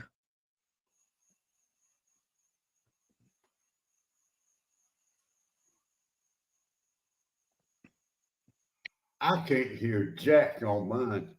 There's nothing they're both muted, so you're not going to hear anything. Okay. Which I'm glad that we're not. Wait, there's the button request to speak. Where? Right here. Okay. Yeah, I got that button. Yeah. Huh. Yeah. Oh shit! No wonder. I'm waiting to see if any mods, if they let anybody mod. Because if well, I know she was trying to get in. I don't know if she made it in or not. Defender of the Republic, because she's actually met him 3 or 4 different times. All right, hello everyone. Whoa. Apologies for the late start. We unfortunately had a massive He's talking. distributed denial of service attack against our servers, and Mute yours, saturated Jeff. all of I'm our trying. airlines. Like basically, My hundreds fingers of ain't as gigabits fast as they used to data be. were saturated. We think we've overcome most of that, and so it's now time to proceed. But As this massive attack illustrates, there's a lot of opposition to people just hearing what President Trump has to say, and but I'm honored to have this conversation. I want to emphasize it's a conversation, and it's really intended to just get a feel for what Donald Trump is just like in a conversation. It's hard to catch a vibe about someone if you just don't hear them talk in a normal way. And when there's an adversarial interview, like no one's themselves in an adversarial interview. So and this is really aimed at kind of open-minded, independent voters who just trying to make up their mind. So you can understand like what is what is it just like to have a conversation. So honored to Donald, great to speak. We had a great conversation yesterday. As you mentioned yesterday, if we could just record that conversation and post it, it would have been excellent. And I hope we can have something like that today. Well, I think we will. I'm pretty sure we will. And Yes. congratulations, because I see you broke every record in the book with so many millions of people, and it's an honor. We view that as an honor. And then you do want silencing of certain voices. Usually those are voices that have something to say that are constructive, oftentimes constructive. And Yeah. so we have to consider it an honor. But congratulations on breaking every record in the book tonight. That's great. Well, thank you. Well, maybe we could start off with, the assassination attempt, which was an incredible thing. And I have to say that, your actions after that assassination attempt were inspiring. You, instead of shying away from things, instead of ducking down, you were pumping your fist in the air and saying, fight, fight, fight. And I think that's, the president of the United States represents America, and I think that is America. That is strength under fire, and so that's a big part of the reason why I was excited to endorse you as the president of the United States for having another term here. Is that was just incredibly inspiring. But what was it like for you? Not pleasant. I have to be honest. I said there was blood. I had more blood. I didn't know I had that much blood. The doctors later told me that the ear is a place that is a very bloody place if you're going to get hit. But in this case, it was probably the best alternative you could even think about, because it went at the right angle, and it was a hard hit. It was very. I guess you would say surreal, but it wasn't surreal. I was telling somebody, you have instances like this, or like a lot less than this, where you feel it's a surreal situation. And I never felt that way. I knew immediately that it was a bullet. I knew immediately that it was at the ear. Yeah. And because it hit very hard, but hit the ear.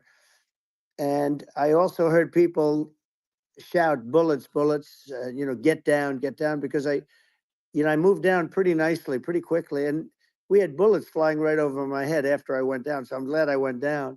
The bigger miracle was that I was looking in the exact direction of the shooter. And so it hit me at an angle that was far less destructive than any other angle. So that was the miracle. That was, for those people that don't believe in God, I think we got to all start thinking about that. You have to, I'm a believer. Now I'm more of a believer, I think. And a lot of people have said that to me. A lot of great people have said that to me, actually.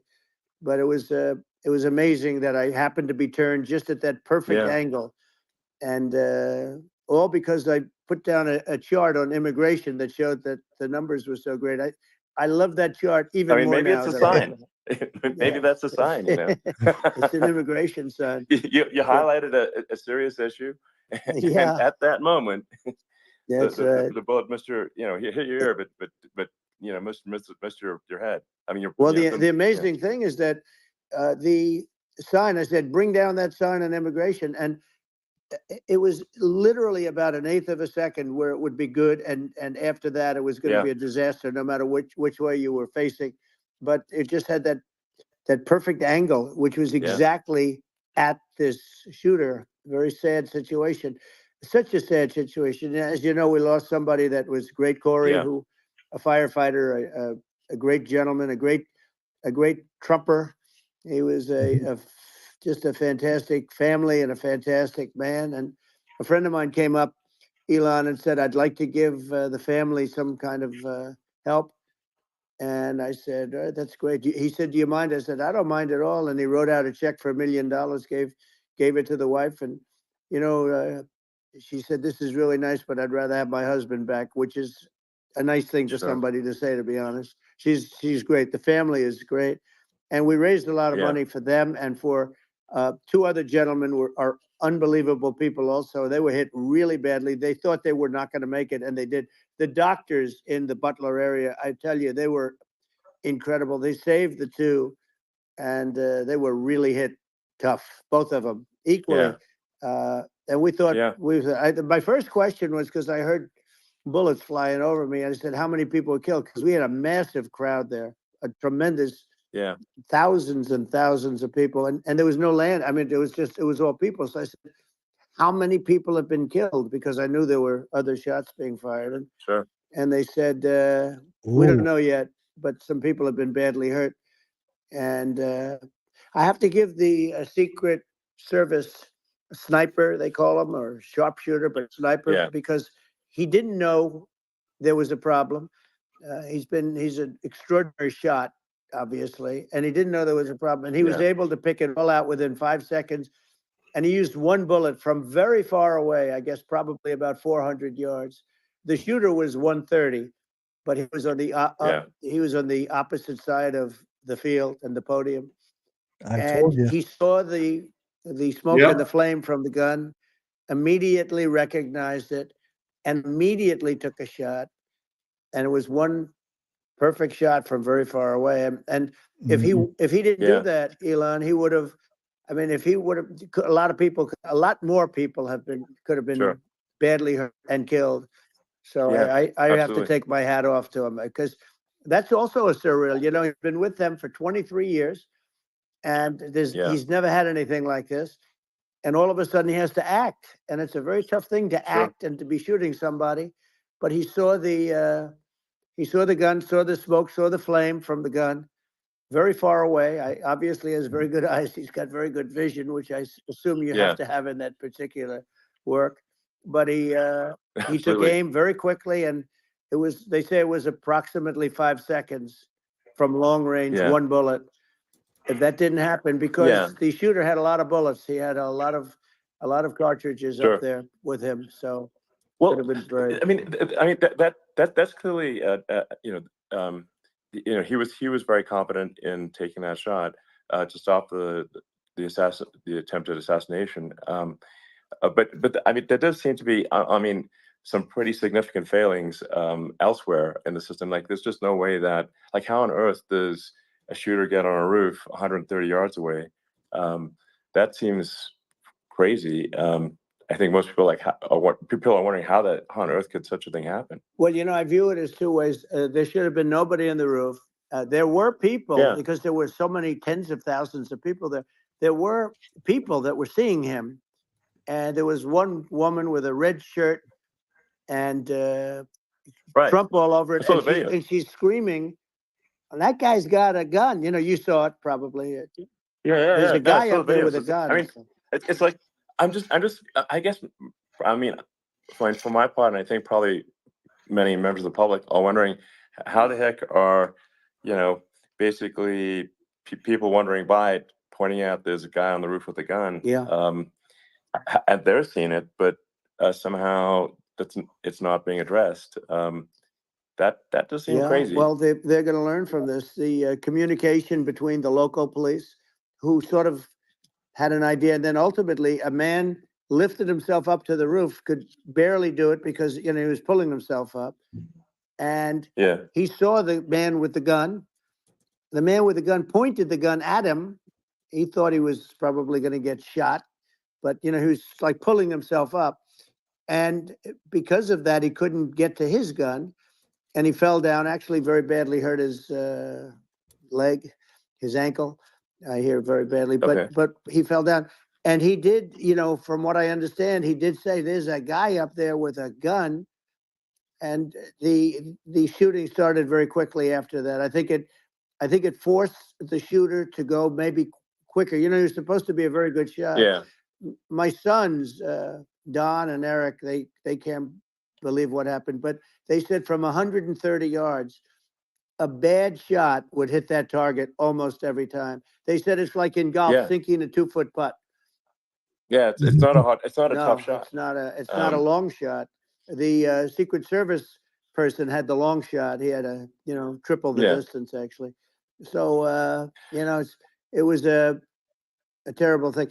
Look, it's hard. I have to say this about the Secret Service. When I went down, and I went down based on, I think they're screaming, but other people also, because people saw this happen. You had so many people. One of the miracles was that nobody ran. I mean, if a gun goes off, the crowd control people showed us this. When guns go off, and it does happen in stadiums at a soccer match or some kind of a match, everybody flees. They call it a stampede, like cattle. But everybody, and a lot of people get killed with those stampedes. We had more people than you'd have at, some of these matches or these games, and nobody left. You had a small group behind us in the grandstand, and that was full. And you look at it as it was taking place, and normally they'd be running. They didn't leave. They saw that I was hurt. They saw a lot of blood, and they saw that I went down. And it's almost like they wanted to be with me. Well, out front, you had thousands, tens of thousands of people. As far as the eye could see, you had people in Butler, as far as the eye could see. And a lot of press too. There was, many cameras on watching this. It's what makes it so different, because normally things happen that aren't good, but you never have a picture of it. Here we have all these cameras shooting it. So, sort of amazing. But one of the interesting things was that you didn't have anybody flee. You didn't have anybody stampede. Nobody.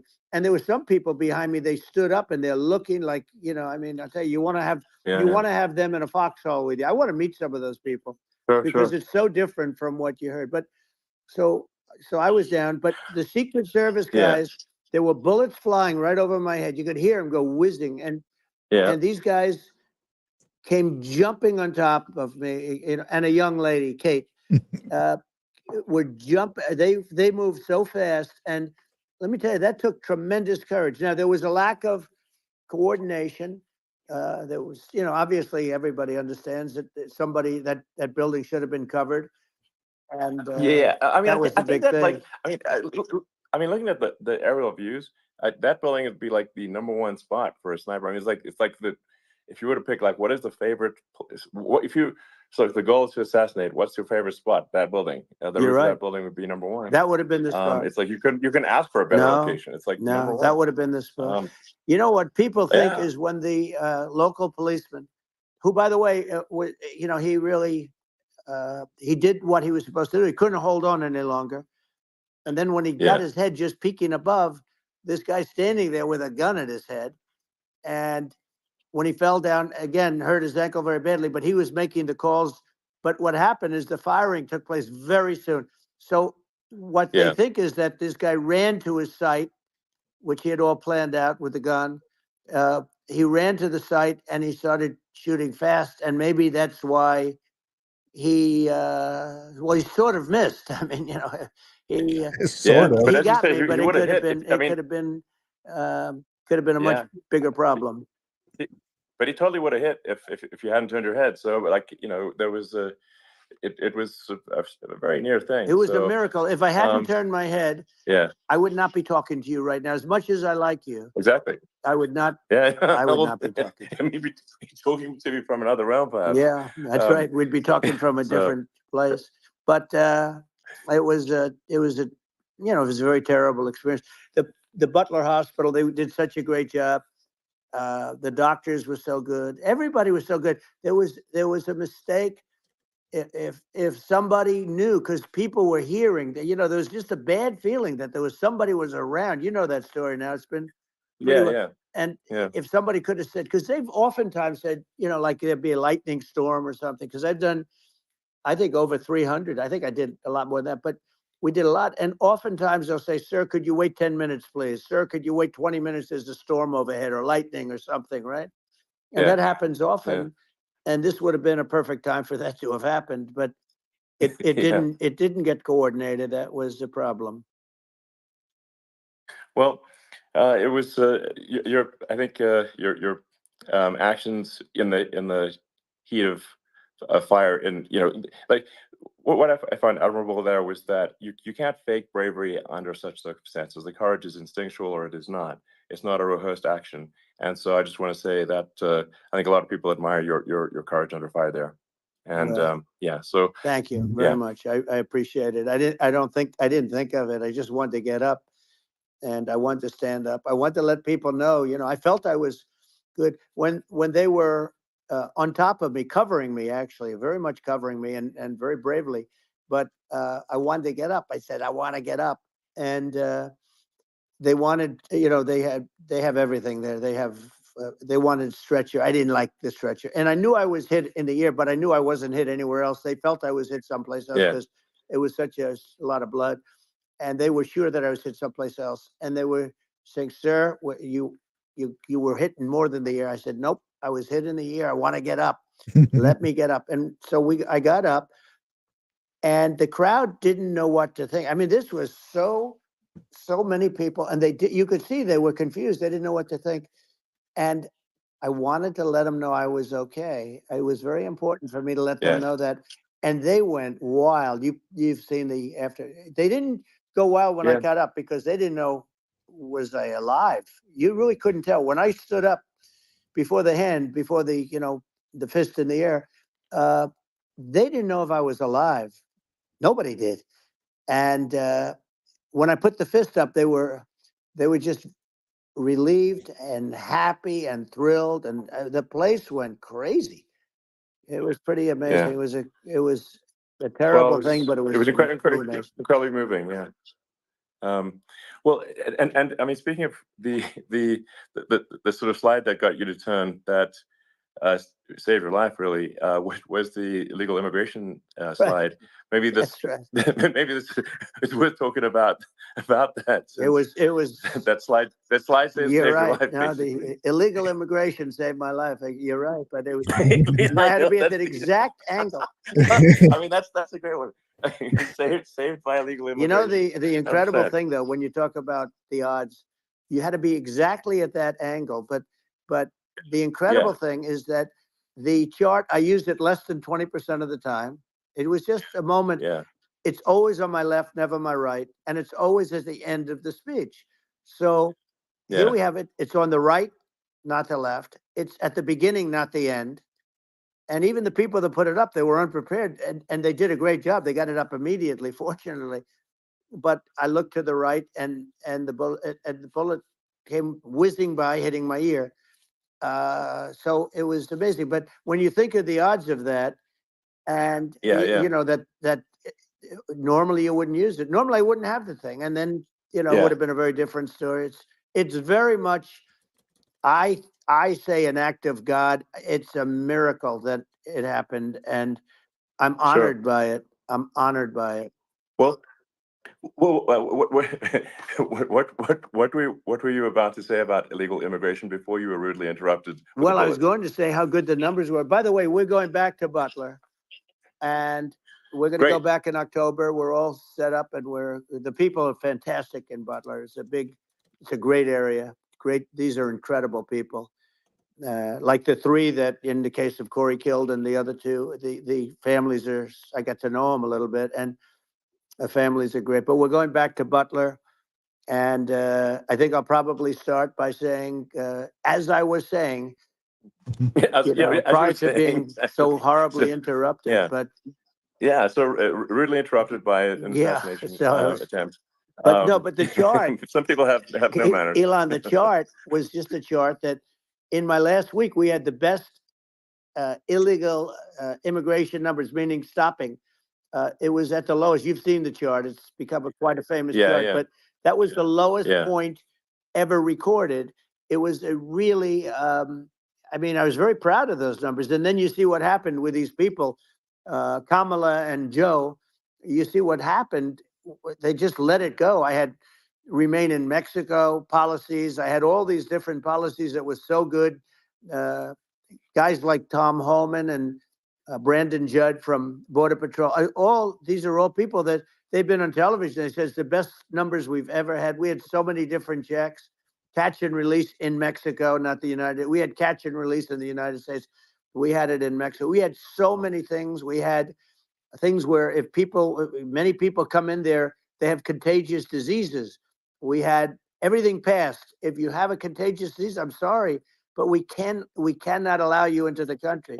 So we were setting literally records, and all I was doing is showing that, and I use it sometimes. And in this case, I'm glad I used it. I can tell you that. But they were fantastic numbers. But I'm going to sleep with that chart always. I'll be sleeping with that chart. That chart was very important for a lot of reasons. Well, I mean, would it be accurate to say that you're supportive of legal immigration, but we also need to shut down illegal immigration, and especially unvetted illegal immigration, because and that's not the same as saying that everyone who's an illegal immigrant is bad. In fact, I think most people who are illegal immigrants are actually good, but you can't tell the difference unless there's a solid vetting of who comes across the border.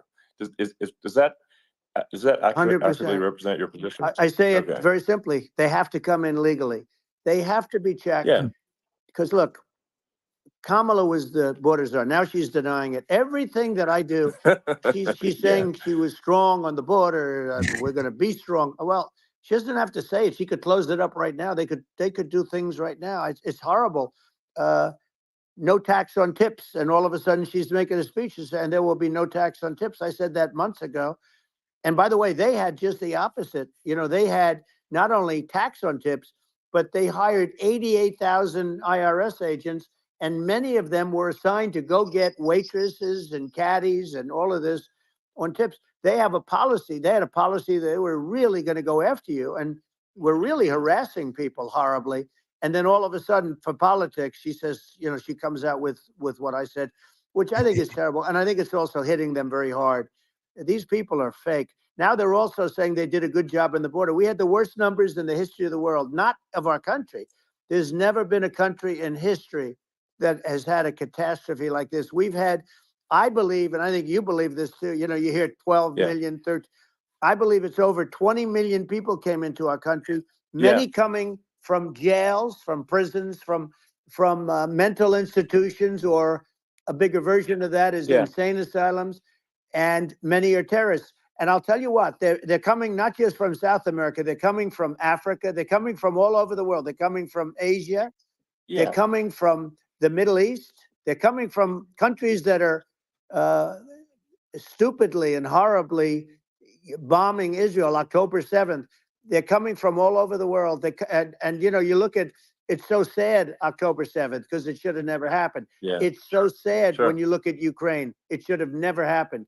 We have a defective government. These are defective people, and they're not people that should be running it. But where you see it the best is the border, because you have millions of people coming in a month, and then she gets up and she tries to pretend like she's going to do something. She had 3.5 years. And by the way, they have another 5 months that they can do something, but they won't do anything.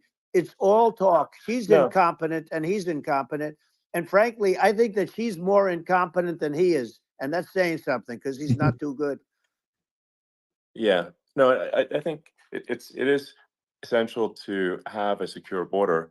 I mean, you're really not a country unless you have a secure border, and secure elections too. Absolutely secure elections, and so it's just essential to have a real border, or we can't function as a country, and our service, our central services are being overwhelmed in a lot of cities. As we were talking about earlier, I think having a legal immigration process that is smooth and efficient and done well. And speaking as someone who is a legal immigrant, and I think like one way to think of it is, who do you want on your team? Who do you want on Team America? And I think we want to just say, okay, we want to let in people who are gonna, be great contributors to our society and to our economy, Right. and and who do you want on the team? And it's not to say that, like in my opinion, actually, I'd say like probably most of the illegal immigrants actually are actually good, hardworking people. That's my opinion.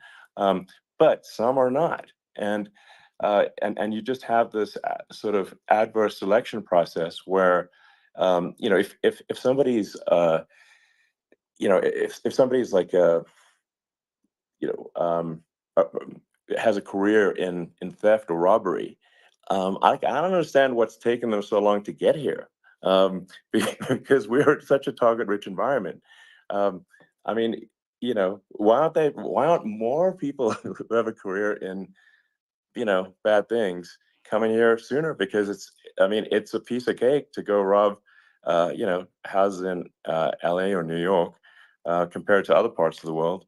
And in a lot of places in America, if you try to stop the person who's robbing you, you'll be arrested. Yeah. So it's It's insane. it's right. I mean, what's happening with crime, and our police are so good, but they're not allowed to do their job. But I have to tell you, Elon, They're I hate not. to say it because it's such a downer to say it. I hate to say it. I hate it, but you have a lot of people that just shouldn't be. I think it's a much bigger number than you think. They're I allowing, think you're again, right. they're Yeah. allowing people from their jails. And if you were running one of these countries where they're coming from, you would have had all of them. As an example, Venezuela, their crime is down 72%. They're taking their drug dealers. They're taking, frankly, their prisoners. They're emptying out their prisons. They're taking their criminals, their murderers, their rapists, and they're delivering them into But that's what Castro did. yeah, That. well, he did on a much smaller scale. Yeah. It was a much smaller Yeah. scale. But this is a massive scale because this is being done worldwide. But here's what's happening: crime all over the world is down. And wait till you see the numbers that we have. This is migrant crime. This is crime that's going to be. Yeah. And I saw it today in New York where somebody was knifed with raped the girlfriend of a man that stood there watching in New York in one of the shelters, and started Sure. pulling out the knives, and bad things happen today. But this is happening every day. These are rough people. These are people that are in jail for Yeah. murder and all sorts of things. And they're releasing them into our country. And they're telling them, if you come back, we're going to kill you. We're going to give you the death penalty or kill you. So they don't want to come back. But these are rough people. Yeah. These are criminals that make our criminals look like nice people. And it's horrible what they're doing. And she's in charge of it because, now she's trying to say Sure. she had nothing to do with it. And she's such a liar because she was called the border czar the first day, and it was on the headlines of every newspaper. She's the border czar, and she never even went there. She went to one location, which had nothing to do with where the problem is. She went in and out, I Right. guess, because she was getting a lot of pressure, Yeah. but Yeah. had nothing to do with the problem Yeah. is. But she was the Well, border czar, and people Yeah, yeah. can't allow them to get away with their disinformation campaign. Now she's trying to say that she wasn't really involved, and the whole thing is horrible. She was totally in charge. She could have shut the border down without him. He didn't know what he was doing anyway, so he wouldn't have even known Yeah. what happened. You could shut the border down. He Yeah. wouldn't even know the difference. But the fact is that she was border czar. But if you don't have to call her Yes. that, the fact is you could just call her. She was in charge of the border, and the border was the worst Right. ever. It's simply not working. No, it's horrible. Whether it's a question of intention or competence, either way, we don't have a secure border, and we have people streaming over like it looks like a World War Z zombie apocalypse at times. And sometimes you got to sort of wonder, like, is it real or not? So because you see things, you're like, is it real? So I went to the border at Eagle Pass, and I saw for myself in Texas, and I was like, okay, it's real. I'm like seeing this in real time. I actually posted the video like just live. I just flew there one day and just to see, hey, is this made up or real? And I'm just seeing people stream across the border, And I have to say, you know, at least the people I saw did not look friendly. You know, so These are people people. can look at my video and say, hey, Yeah. you know, these people look friendly. I don't look super friendly. So These are people that um, Elon would not be the same man if he had to walk across the street and look these people in the eye. These are rough people. These are really rough people coming across. And I know rough people. And these are people that we don't want in our country. And, you know, the caravans are coming in and they're putting, and who's doing this are the heads of the countries. And you would be doing Yeah. it, and so would I. And everyone would say, oh, what a terrible thing to say. The fact is, it's brilliant for them because they're taking all of their bad people, really bad people. And I hate to say this, the reason the numbers are much bigger than you would think is they're also taking their non-productive people. Now, these aren't people that will kill you. We have enough of them, but these are people that are non-productive. They are just not productive. I mean, for whatever reason, they're not Yeah, yeah. workers or they don't want to work or whatever. And these countries are getting rid of non-productive people in the caravans in many cases.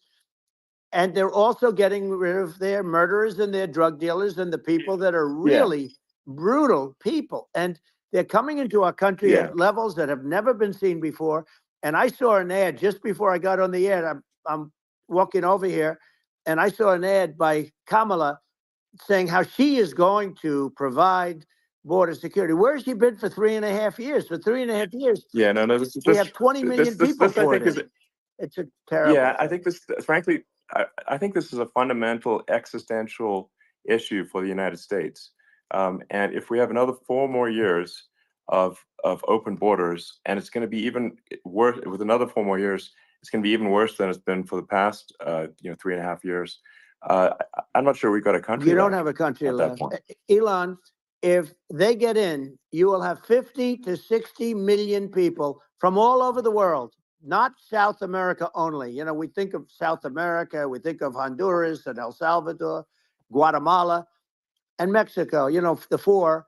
But it's not that. It's everywhere. They're coming in from Yeah, everywhere. And I had to stay in yeah, I think Mexico. this is a super important Yeah. point. Like people, it's like basically when I went down there, I was like, well, where are people from? It's like it's like almost no one was from Mexico. to No, be clear. Mexico It's, less. it's just the border. It's just the border with Mexico, but the people coming in, it's Earth, the rest of Earth, and America is only about 4 or 5% of the population of Earth. It would only take a few percent of the rest of Earth to overwhelm everything in the We're US. already overwhelmed, Elon. We're overwhelmed. You had to see the news tonight about New York, and I love that place. And what they're doing to it is horrible. What they're doing to it, and all the courts do is they Yeah. try and focus on Trump. Okay, then let's focus on Trump, who did nothing wrong. I complain about a rigged election. Elon, what's happened is unbelievable. You have from Africa, from the Congo, they're coming from the Congo, and 22 people came in from the Congo recently, and they're murderers, and they dropped them. They drop them. They take them out of jails, which is very expensive, to maintain the jails. So they don't do too much maintaining, I can tell you. But they take them out of jails, prisons. They take them out, and they bring them to the United States. They deposit them in the United States and say, "Don't ever come back, or you're going to be executed." And they don't want to come back, but they won't come back. Sure. But they're coming from Africa. They're coming from Asia. They're coming from the Middle East. They're coming from South America. Well, just They're Earth, coming from rest of Earth, everywhere. basically. And there are a lot of Yeah, really everywhere on bad Earth. ones. It's just an everywhere on Earth thing, and it's just not possible for the United States to absorb everyone from Earth, or even a few percent of the rest of Earth. It's just not possible. So Well, Elon, we're going to have to finish this up. We're going to have the largest deportation in history of this country, and we have no choice. Otherwise, we're going to have a country. What they've done to our country. Think of it, with in Venezuela and in some of these other countries, crime is down 50, 60, 70, 80%. And you would be the same. You would have. Yeah. I'll tell you what. Venezuela has not gotten rid of all of them. They've gotten rid of about 70% of their really bad people. Their jails are about 50% put into the United States. The same with other countries. Sure. Some are at 30%, some are at 50%. They're all different. But the bottom line is they're all going to be at 100%. Why wouldn't you put 100% of it? Yeah. And they're doing it right now while this third-rate phony candidate. Don't forget, I beat Biden. He failed in the debate miserably. And, you know, some people said, oh, gee, it's too bad. It's too bad he did so badly, or I did well in the debate. You know, the first night they said, wow, one of the people at CNN said that was the greatest debate performance I've ever witnessed. And then 2 days later, they didn't talk about that. They just said he was bad. But that's okay. That's the way I get treated, and I don't mind that at all. What I can tell you is this. We cannot have a Democrat. We cannot have her. She's incompetent. She's as bad as Biden in a different. Yeah. Look, she hasn't done an interview since this whole scam started. And say what you want. This was a coup. This was a coup of a president of the United States. He didn't want to leave, and they said we can do it the nice way, or we can do it the hard way. Yeah, I mean, they just took him out back behind the shed and basically shot him. You know, what they did with this guy, and I'm no fan of his, and he was a horrible president, the worst president in history. And one of the reasons he was so bad, first of all, the Israeli attack would have never happened. Russia would never have attacked Ukraine, and we'd have no inflation. And we wouldn't have had the Afghanistan mess, if you think of it. Well, and we wouldn't have had Afghanistan. But we think of it, you take a few of those events away, and we have a different world. We would also have inflation was caused by oil.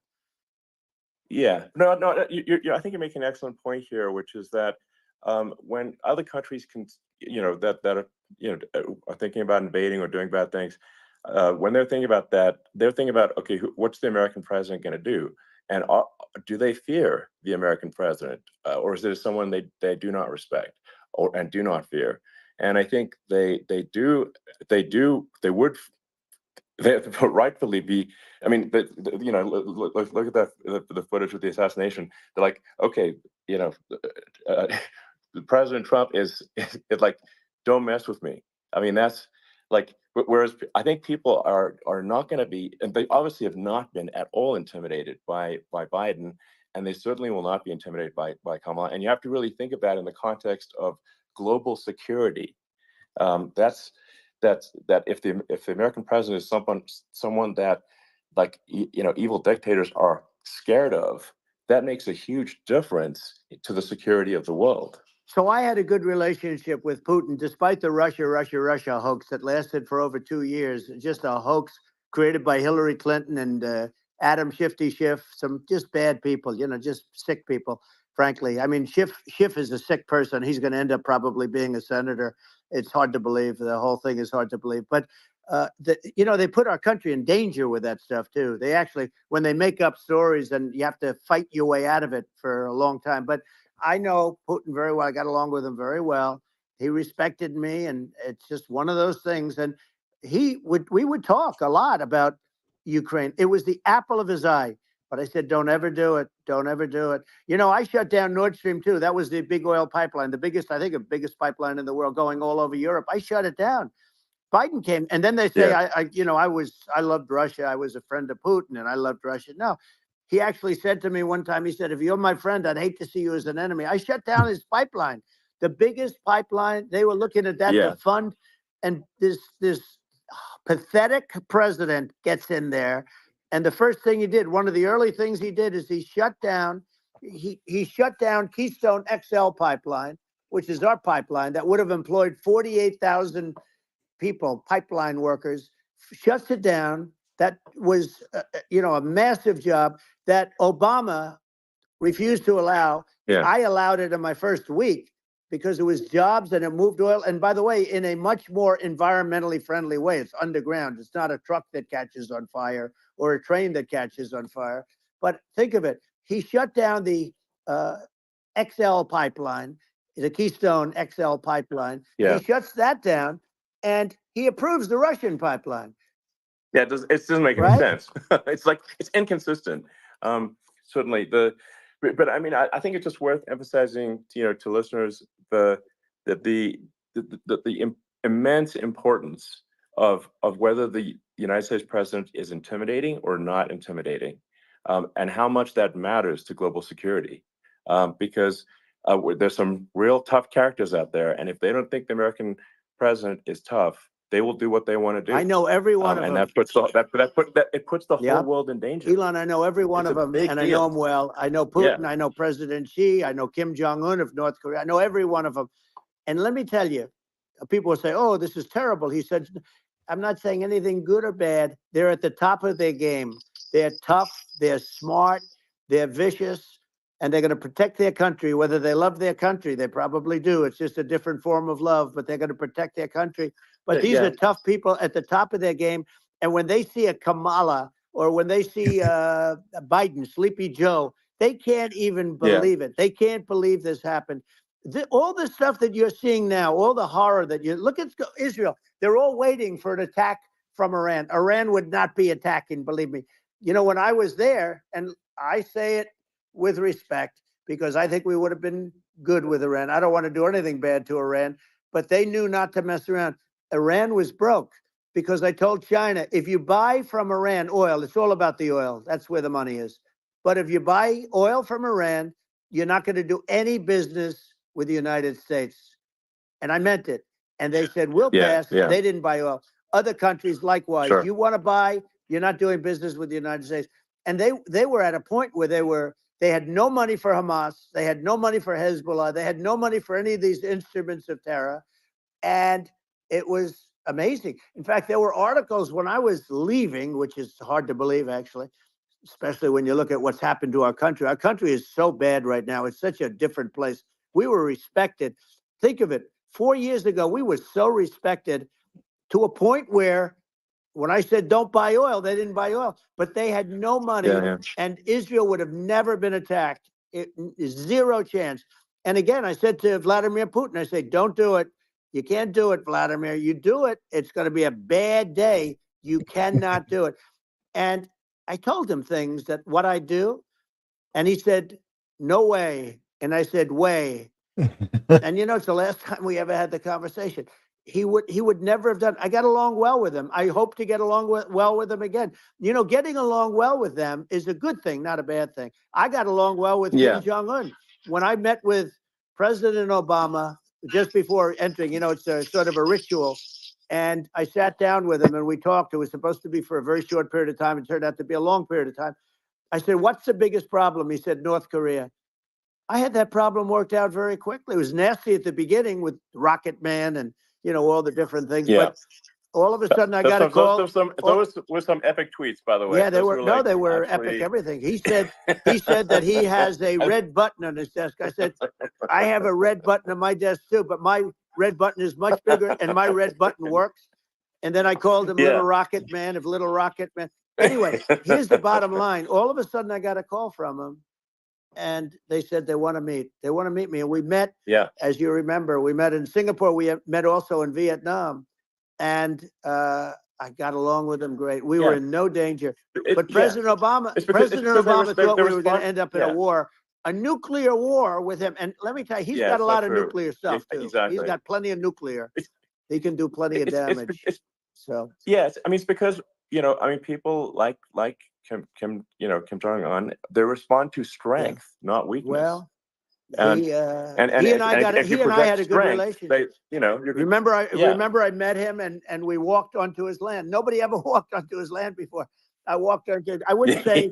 Let's bring up Secret Service again. I wouldn't say they were thrilled when I did that. I walked onto his land, and it was an amazing period.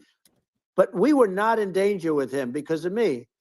You know, I always say that we have enemies on the outside and we have enemies on the inside. We have some really bad people in our government and people that are controlling of the people. I mean, I'd mention names, but I really don't want to give them the credit. But we have some really bad, and I say they're more dangerous than Russia and China. If you have a smart president, a president that gets it, we are not in danger from those countries because they need us and they need our help. I mean, we forced Obama, if you think about it, Obama and Biden, and Bush to a certain extent, in all fairness, forced Russia and China together. And if you're a history student, the first thing you learn is you cannot let Russia and China align. But then they also got, if you take a look, Iran, and they have North Korea. That's, you know, they call it the axis of evil. In the old days, you had the axis of evil. Here we have a modern day axis of evil. These are powerful countries, very heavy nuclear, which is the biggest threat. Yeah. You know, the biggest threat is not global warming, where the ocean's going to rise 1/8 of an inch over the next 400 years. And you'll have more you'll have more oceanfront property, right? The biggest threat is not that. The biggest threat is nuclear warming, because we have 5 countries Well, now that yeah. have significant nuclear power, and we have to not allow anything to happen with stupid people like Biden. You know, Biden did something with Russia. There was no chance of him ever going in. And when I left, and then after I left, they started forming big armies on the border with Ukraine, right? And I looked at that, and I thought he was doing that because Putin's a good negotiator. I thought he was doing that to negotiate. But then Biden started saying such stupid things. For instance, he said that it can be a NATO country. Now, Russia, for as long as there's been NATO, has said we're never going to agree to that. And we go right up front and say that. And we did things and said things through this president with a low IQ, very low IQ. He had a low IQ 30 years ago, by the way, but now he might not even have a IQ at all. There's nothing on the board that goes this low. He said things that were so stupid that war had zero chance of happening if I were there. Zero chance. He was saying everything the opposite. Everything the opposite. And it's so sad because many more people have been killed in Ukraine than you read about. You don't read about how bloody it is and how disastrous. Sure. Hey, look, just in the 2 armies, you lost 500,000 people. And you know, Ukraine's having a hard time. Ukraine, I don't know if you saw the article recently, and it's true. You don't hear the true story. But if you think about it, Russia's gone, you know, Russia defeated Germany with us, and they defeated Napoleon. You know, they've been around a long time. They're a big fighting force. Yeah. Sure. And it's very unfair. And Ukraine now doesn't have enough men. They're now using young men and very old men to fight. And we're in a very bad position. And I'm not going to blame exclusively, but I can tell you, I could have stopped that. And a smart president could have stopped that. It wouldn't have happened. But we had a man that actually made it more prevalent. It was so bad. The words that he was using, the stupid threats coming from a stupid face that he was using. I said, this guy's going to cause us a war. He's going to cause us. And let me tell you, it can lead to World War III. That can lead to World War III. The Middle East can lead to. We have numerous places that could end up in a World War III right now for no reason whatsoever. No, I think you're right. I think people underrate the risk of World War III, and it's just you know, when you're looking at the risk of global thermonuclear warfare, it's game over for humanity. And you know, it's something that people have, I think, after the end of the Cold War, people have become complacent about, but they actually have forgotten that there are currently a lot of nuclear missiles that have targeting parameters for the United States from 100%. Other countries. And one of the things we're going to do is we're going to build an Iron Dome over us. You know, Israel has it. We're going to have the best Iron Dome in the world. We need it, and we're going to make it all in the United States. But we're going to have protection, because it just takes one maniac to, you know, start something. We're going to have protection, and we're going to have. Why shouldn't we have an Iron Dome? Israel has one. Some other places have one that nobody even knows about, frankly. But Israel has it. We're going to have an Iron Dome. But you know, with all of that being said, to me that's so important, the most important. But with all of that being said, the election's coming up, and the people want to hear about the economy and the fact that they can't buy groceries because they don't have enough money to buy groceries. The inflation has killed them. Food prices are up 50, 60, even 100% in some cases.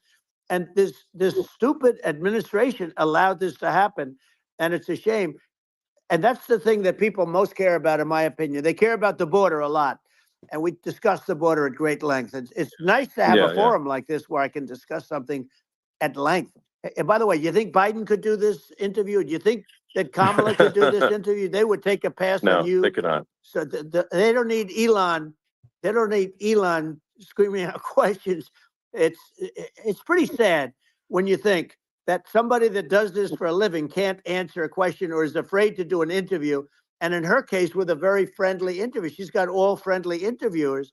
It's pretty sad. Yes, absolutely. But the big thing now is the economy, Elon. And as much as I mean, I view nuclear as the single most important thing, but a lot of people don't understand that. But it doesn't have to. If I understand it, that's all you need. Because if I was president, you're not going to have that kind of a problem. But the thing that they really is making them angry is what Kamala and Biden have allowed to happen to the economy. It's a disaster with inflation. The inflation, it doesn't matter what you make. The inflation has eaten you alive. If you're a worker or if you're just a middle income person, you can't afford, 4 years ago, 5 years ago, people were saving a lot of money. Today, they're using all their money and borrowing money just to live. It's a horrible thing that's happening. And we'll end that quickly. Well, I think a lot of a lot of people just don't understand where inflation comes from.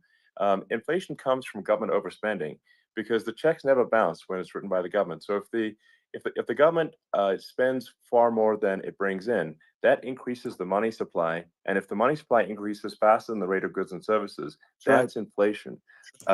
So really, we need to have we need to reduce our government spending. And we need to re-examine. I think we need like a government efficiency commission to say like, hey, where are we spending money that's sensible? Where is it not sensible? And we need to live within our means. We're currently adding, I think, $1 trillion to the deficit roughly every 100 days. That's right. And the interest payments on the national debt have now exceeded the defense budget. It's on the order of $1 trillion. It's interest, and it keeps I growing. rebuilt our military, largely rebuilt our military. Did a great job on it, which was so important. We had jets, we had fighters that were, and bombers that were 70 years old. And we did a great job in that. Then we gave 85 billion of it back to Afghanistan, if you can believe it. We gave them 85 billion. They're one of the largest sellers of military equipment in the world. They're selling what we gave them. That was one of the most embarrassing days in the history of our country. But if you think about, let's go back to the economy. We have to bring energy prices down. Energy started at the price of gasoline. Now your cars don't require too much gasoline, so you have a good, and you do make a great product. I have to say, I have to be honest with you. That doesn't mean everybody should have an electric car, but these are minor details. But your product is incredible.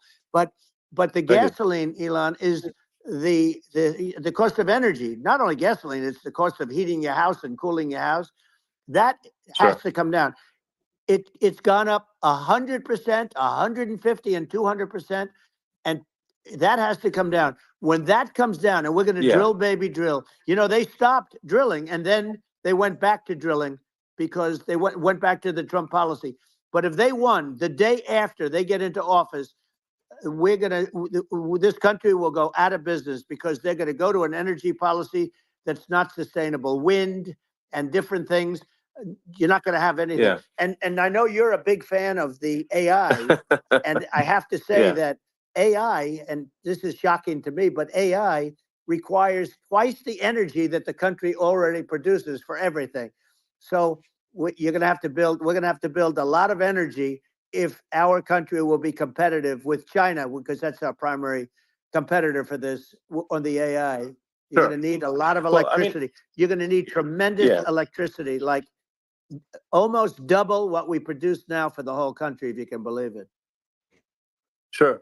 Well, just going, back to this, like this basic thing, which that people try to make it sound complicated, but it's not. But inflation is caused by government overspending. Would you agree that we need to take a look at government spending and have perhaps a government efficiency commission that just tries to make the spending sensible, and so the country lives within its means, just like a person does. The waste is incredible, and nobody negotiates prices. You used to have a lot of people making jets, and you end up with two companies, and they'll probably try and merge at some point.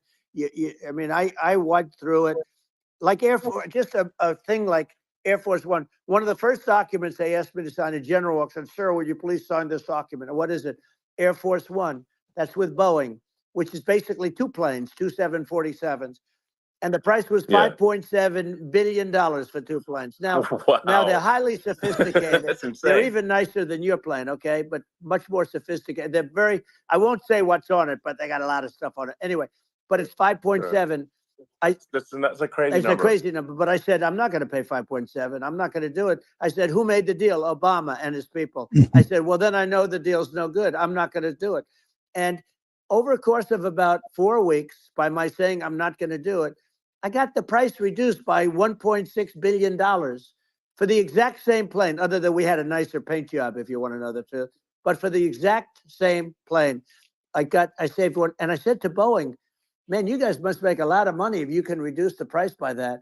But now what I do hear is that they're going back to the Biden administration and wanting big cost overruns, because they see these dopey suckers in there, and they'll end up getting some of the money back. But I shaved it by $1.6 billion for the exact same plane. And you can now take that and multiply that out times thousands of other items. Multiply it by yeah, a the zillion, numbers are and astronomical. I agree with you. Well, I mean, I think it would be great to just have a government efficiency commission that takes a look at these things and just ensures that the taxpayer money, the taxpayers' hard-earned money, is spent in a good way. And I'd be happy to help out on such a commission. I'd love if it were formed. Well, you're the greatest cutter. I mean, I look at what you do. You walk in and you just say, you want to quit? They go on strike. I won't mention the name of the company, but they go on strike and you say, that's okay. You're all gone. You're all gone. So every one of you is gone, and you are the greatest. You would be very good. Oh, you would love it. But, if you look at Argentina. Well, I'd be happy to help by the way, out. congratulations. I Yeah. just looked at the number of people that are listening to you and I chat. We'll call it a chat. But congratulations. This is very good. I mean, it's great. And you're an interesting character. The new head of a place called Argentina, and he's a big, Malay's awesome. he's great. And he's a big MAGA fan, that he ran on MAGA. And he took it to an extreme too. He ran on MAGA, and I hear he's doing really a terrific job. It's called Make Argentina Great Again. It worked out perfectly. He came in, he bought a lot of hats, he brought everything, but he's doing a big job. He really cut. And I'm hearing they're starting to do pretty well. Inflation's getting down. They had like 2,000%. Exactly. They had inflation like not normal inflation. They had the real deal. But we're going to have that pretty soon. I think we have the worst inflation we've had in 100 years. They say it's 48 years. I don't believe it. I think we have the worst. They don't include a lot of the items that should be included. Yeah. Well, it's just from government overspending and not spending taxpayer money effectively, and having just so many departments you can't even name them all. And what Malay is doing is he's cutting government spending. He's simplifying things. He's putting in regulations that make sense. And Argentina overnight is experiencing a giant improvement in prosperity. But it's also a lesson for the United States, which is that Argentina used to be one of the most prosperous countries in the world. In the 30s, 40s, and because of bad government policy, it ruined the country. And if you take Venezuela, for example, Venezuela should be incredibly prosperous. They have phenomenal reserves of everything, oil, everything, and it should be prosperous. But if the government's wrong, it impoverishes the people. And so I think we should not be complacent in the United States in thinking that and taking our prosperity for granted, because if with bad government policy, we can run the country into the ground. And that's just something people should bear in mind. Don't take prosperity for granted. Well, think of education. So we're ranked at the bottom of every list of the top 40. We're ranked number 40, number 38. Norway, Switzerland, Sweden, different countries are ranked good. Actually, China's pretty close to the top. They're a top 6 or 7. But we're ranked at the bottom, almost at the bottom, 38, 39, 40. In other words, horrible. And yet we spend more per pupil than any other country in the world. So we spend more. And what I'm going to do, one of the first acts, and this is where I need an Elon Musk. I need somebody that has a lot of strength and courage and smarts. I want to close up Department of Education, move education back to the states, where states like Iowa, where states like Idaho, not every state will do great, because states that basically aren't doing good now. You look at Gavin Newsom, the governor of California. He's terrible. He does a terrible job. So he's not going to do great with education. But of the 50, I would bet that 35 would do great, and 15 Yeah. of them, or 20 of them will be as good as Norway. Norway is considered great. You can name them. I mean, they're so good. Some Yeah. of these countries are so good. But if you go into some of these really well-run states, we have states that don't know what debt is. We have states that have low taxes, no debt, everybody working. They're really well run. Sure. And maybe they have certain advantages in terms of location, in terms of the land or the sun and the water and the whole thing. There are a lot of advantages that some people have. But if you moved education back to the 50, you'll have some that won't do well, but they'll actually be forced to do better because it'll be a pretty bad situation.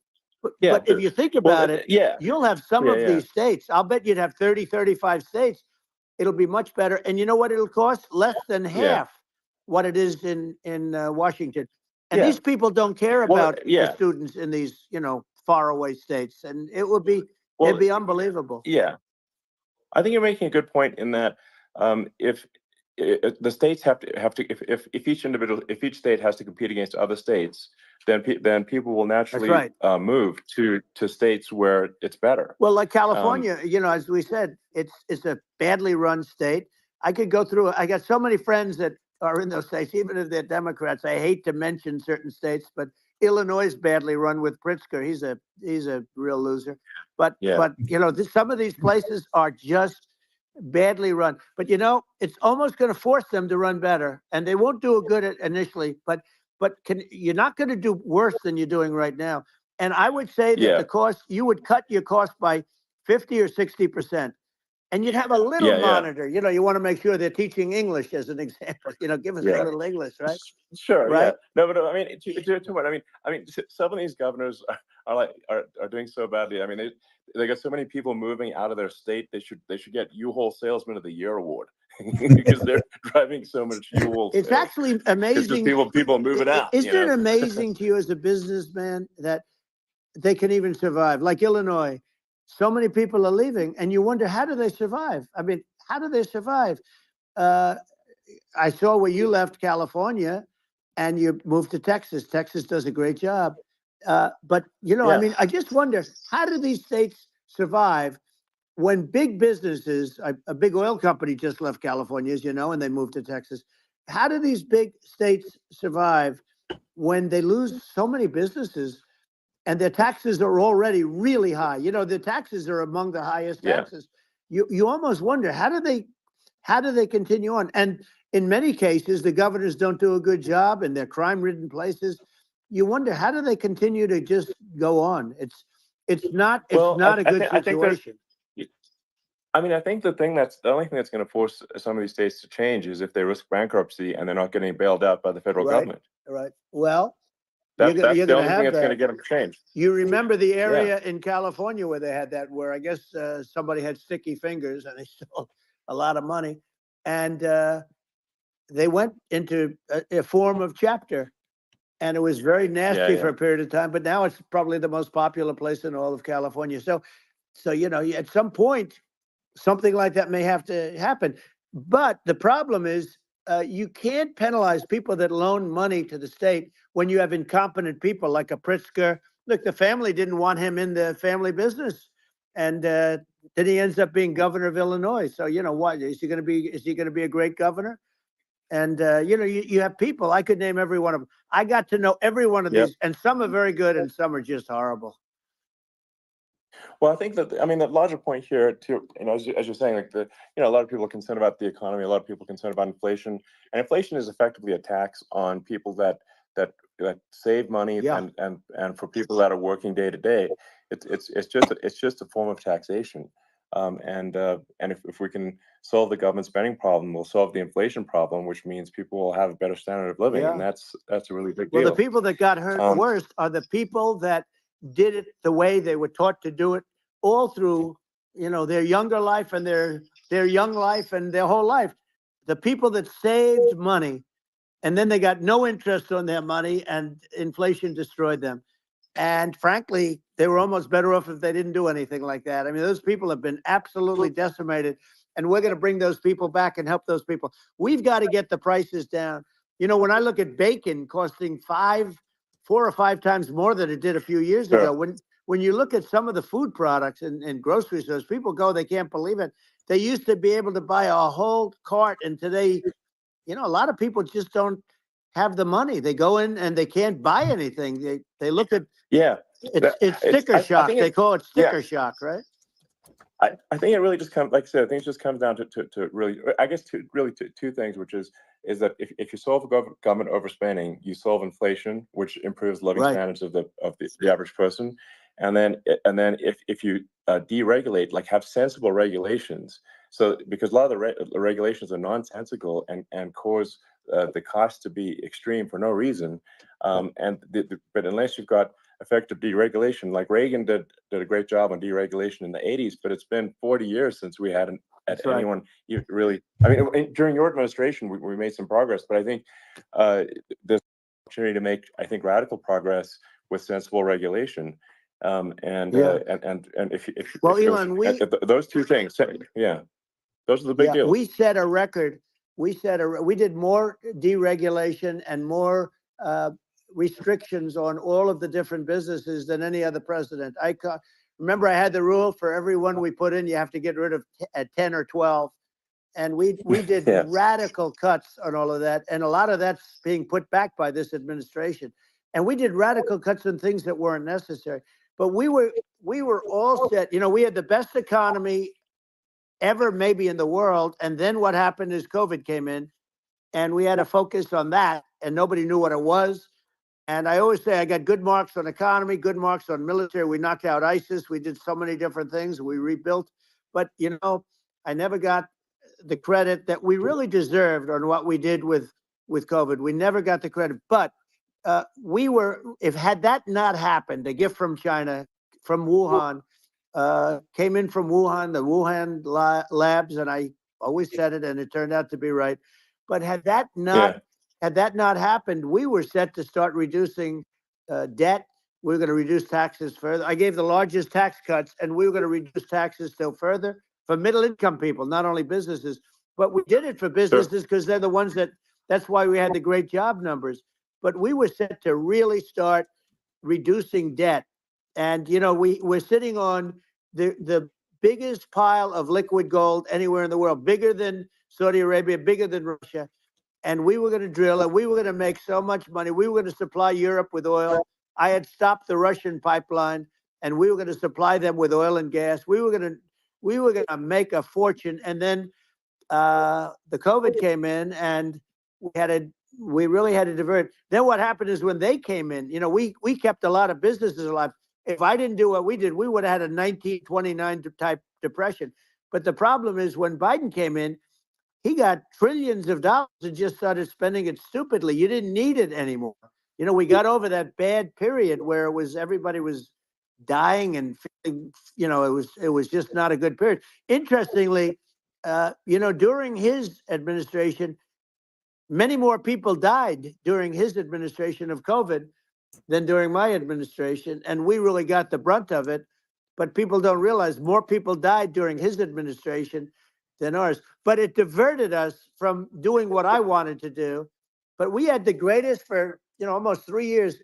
We had the great, and you know that probably better than anybody. So many of your friends said to me, the best years we've ever had in business were during the Trump years.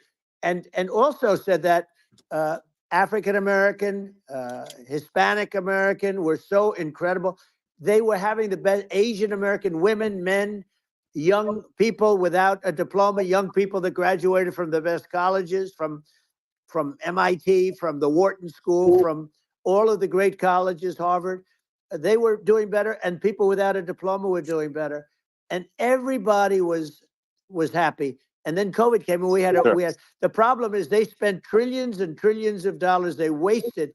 They shouldn't have taken any money, and we wouldn't be having inflation right now, which is killing our country. Yeah, absolutely. I mean, I should probably say something about, like, you know, maybe my views on, you know, climate change and oil and gas, because I think it's probably different from what most people would assume. Because my views are actually pretty, I think, moderate in this regard, which is that I don't think we should vilify the oil and gas industry and the people that have worked very hard in those industries to provide the necessary energy to support the economy. And if we were to stop using oil and gas right now, we would all be starving, and the economy would collapse. So it's, I don't think it's right to sort of vilify the oil and gas industry. And the world has a certain demand for oil and gas, and it's probably better if the United States provides that than some other countries. Sure. And it would help with prosperity in the U.S. And at the same time, obviously, my view is like, we do over time want to move to a sustainable energy economy, because eventually you do run out of, you run out of oil and gas. It's not there for, it's not infinite. And there is some risk. I think the risk is not as high as a lot of people say it is with respect to global warming. But I think if you just keep increasing the parts per million in the atmosphere long enough, eventually it actually simply gets uncomfortable to breathe. People don't realize this. If you go past 1,000 parts per million of CO2, you start getting headaches and nausea. And so we're now in the sort of 400 range. We're adding, I think, about roughly 2 parts per million per year. So it still gives us. So what it means is, like, we still have quite a bit of time, but so there's not like we don't need to rush, and we don't need to stop farmers from farming, or prevent people from having steaks, or basic stuff like that. Like you can leave the farmers alone. I agree. How crazy is that? Where you have farmers that are not allowed to farm anymore and have to get rid of their cattle, and the whole world is a little crazy. But it's largely taken its lead from us. I just say, though, I've heard in terms of the fossil fuel, because even to create your electric car and create the electricity needed for the electric car, fossil fuel is what really creates that at the generating plants. And, so you sort of can't get away from it at this moment. Someday you might be able to, but I do hear we have anywhere from 100 to 500 years left. Much of it hasn't even been found yet. Yeah. But there are tremendous, like ANWR. I got ANWR in Alaska approved. Ronald Reagan couldn't do it. Nobody could do it. Everybody tried. Nobody could do it. I got it approved. The first thing that Biden did was unimprove it, to get rid of it. He ended it. His secretary went in and she ended it. And what a disgrace. That's ANWR. That's bigger, or they think it could be bigger than Saudi Arabia in Alaska. Could be bigger than Saudi Arabia. But they went in and they terminated it. And I'll get it going very quickly, because not only is it big for Alaska, you talk about economic development, that for the United States, that is, they say, bigger than Saudi Arabia or the same size, and pure, really good stuff. And, they end it. So I think we have, perhaps hundreds of years left. Nobody really knows. But during that time, something will come around that will be very good. Yeah.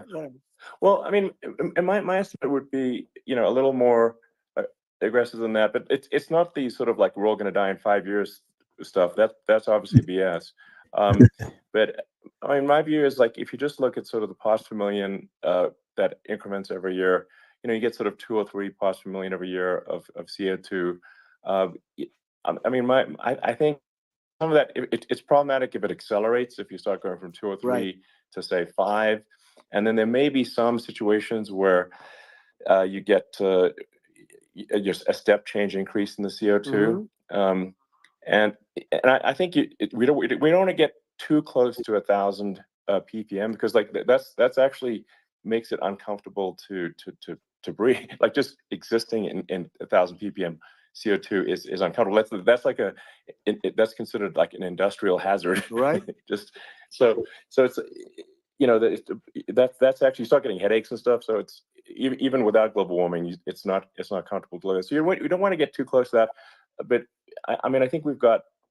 I think we want to just move over, and if I don't know, 50 to 100 years from now, we're I don't know, mostly sustainable. I think that'll probably be okay. So it's not like the house is on fire immediately, but I think it is something we need to move towards. And on on balance, it's probably better to move there faster than slower. But like I said, without vilifying the oil and gas industry, and without causing hardship in the short term, I think this can be done without but people can still have a stake, and they can still drive gasoline cars, and it's okay. It's like, it's not. I don't think we should vilify people for it, but I think we should just generally lean in the direction of sustainability.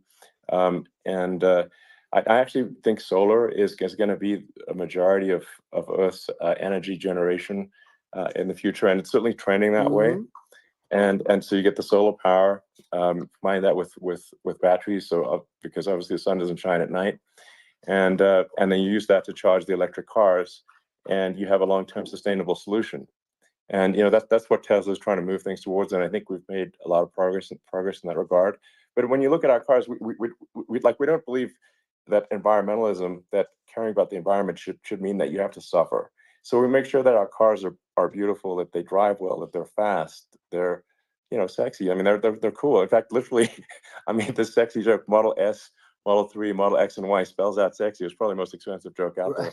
But I don't know, I like cheesy humor, so but I'm a big fan of, like, let's have an inspiring future, and let's work towards a better future, and we can do so without demonizing people. I'm okay. It's very interesting. You use the word global warming, and today they use the word climate change because you have some places that go up, and so they were getting themselves in a little trouble with the word global warming, because not every place is warming. Some places are going the opposite direction. But I'm sort of waiting for you to come up with solar panels on the roofs of your cars and on the trunks of the cars, and it just seems like something that at some point you will come up with. I'm sure you'll be the first.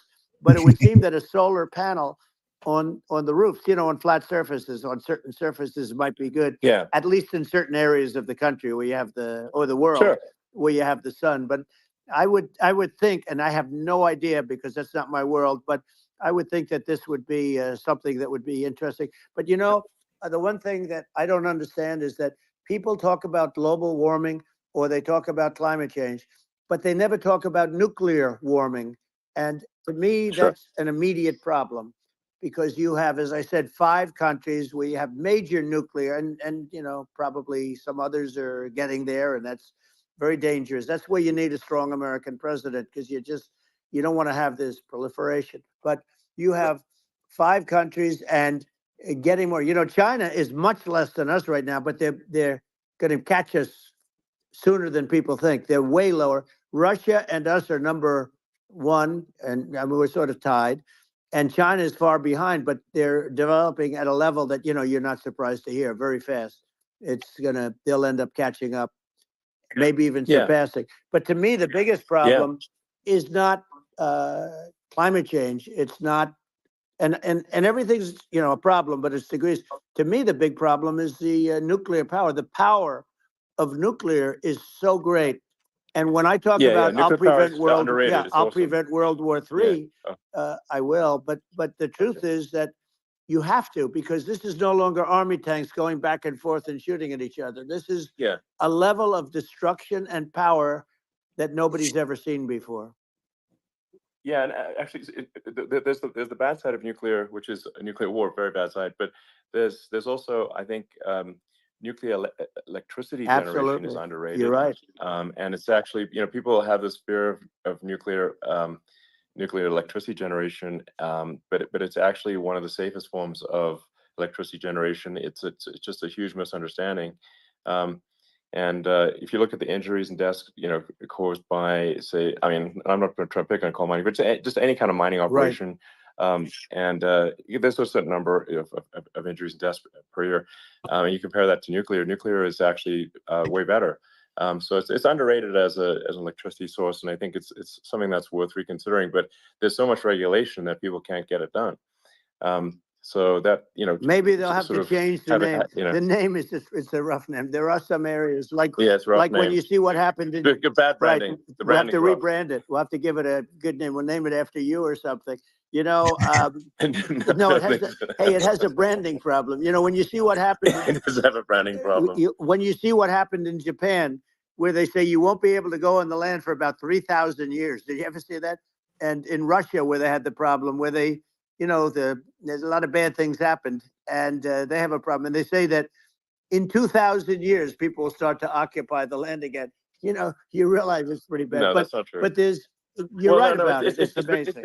It's actually not that bad. So like after Fukushima happened in Japan, like people were asking me in California, you know, are we worried about like a nuclear cloud coming from Japan? I'm like, no, that's crazy. It's not even dangerous in Fukushima. I actually flew there and ate locally grown vegetables on TV to prove it. And I donated a solar water treatment, a solar powered system for a water treatment plant. And yeah, but you haven't been feeling so well lately, and I'm worried about it. No, but I mean, I'm only kidding. It's fine, you know. It's like you know, Hiroshima and Nagasaki were bombed, but now they're like full cities again. So right. it's really not something that, you know. That's right. So it's not as scary as people think, basically. But let's see. I mean, are there some other topics we should touch on? Oh, you know, like Lawfare. I think, you know, we need to be concerned about what they've done to this country. Obviously. Yeah. Yeah. Well, we just won the big case in Florida.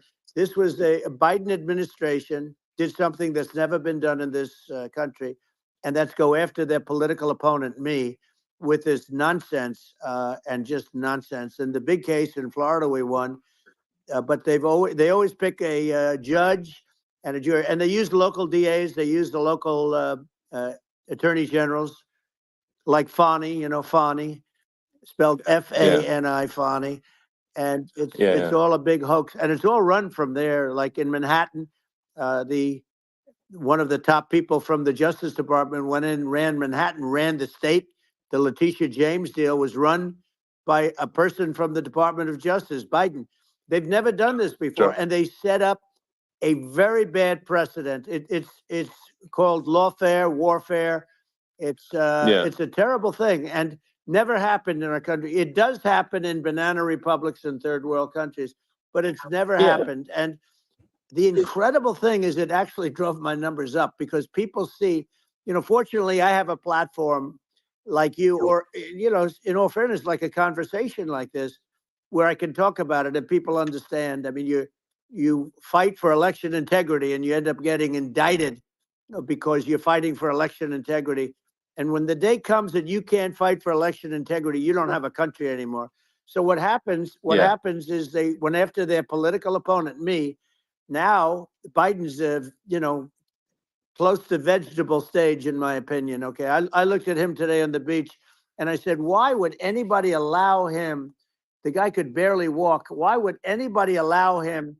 Does he have a political advisor that thinks this looks good? You know, he thinks this looks good because it looks so bad, and it's ridiculous. I mean, and he's been doing that for a long time. You know, he can't lift the chair. The chair weighs about 3 ounces. It's meant for children and old people to lift, and he can't lift it. The whole thing is crazy. Well, he's clearly. I mean, he's clearly like we just don't have a president. Right you now. don't have a president, and she's going to be worse than him because she is a San Francisco liberal who destroyed San Francisco, and then as Attorney General, she destroyed California. You talk about location, and we're talking about the sun and the water and all. There's nothing better than California. She has destroyed that. She was the original DA. She was the original in San Francisco. She was the original Attorney General in California. What she has done to California is, well, you know better than I do. You just left California for a lot of those reasons. And what she's done with crime, with cashless bail, where you kill somebody. I mean, we have states there you kill somebody and they let you out right away. I mean, you don't have to even put up, and then they never find the people unless they kill again, and then they let them out again. Our country is becoming a very dangerous place, and she is a radical left San Francisco liberal, and now she's trying to protect. Now she's looking like she wants to be more Trump than Trump, if that's possible. I don't think it's possible, but she wants to be more Trump than Trump. Yeah.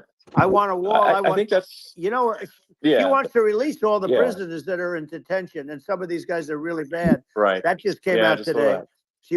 She doesn't want to build the wall, even though the walls work. Walls and wheels. You know, in your business, everything you do is obsolete, almost, well, not the tunnels, but everything is obsolete. Even your rocket ships, they're like a month later, they're obsolete. You find a better way to. The only thing that's not obsolete is a wall and a wheel. And the wall, you know, I built hundreds of miles of wall, and that's why we had such good numbers. I was going to add 200 miles. We bought it. We could have flipped it up in 3 weeks, and they sold it for 5 cents on the dollar. That meant, I said, wow, that means that they actually do want to have open borders. She wants to have open borders, and now she's going like she's tough on the border. It's such a lie. Yeah, this is simply not true. This is simply not true. And everybody knows it's simply not true. It's a disgrace that she can say it. No, I mean, obviously, what's happening sort of overnight is they're rewriting history and making Kamala sound like a moderate when in fact she is far left, like far left. Worse than Bernie Sanders. She is considered more liberal by far than Bernie Sanders. She's a radical left lunatic, and if she's going to be our president, very quickly you're not going to have a country anymore. And she'll go back to all of the things that she believes in. She believes in defunding the police. She believes in no fracking, zero. You don't. Now all of a sudden she's saying, no, I will. I really want to see fracking. If they got in, the day she got in, she'll end fracking. And by the way, if people didn't think that, the lunatics that really believe in that, they won't vote for her. You know, like the Palestinians and Israel. She is so anti-Israel, and she's bad for both. Biden actually did something that was impossible. Both sides hate him. You know, both sides. That was a hard thing to do. Unification. Yeah, no. I mean, Netanyahu came to give a talk to a joint Senate and House sitting, and I was there, and Kamala stood him up. You know, what does that say?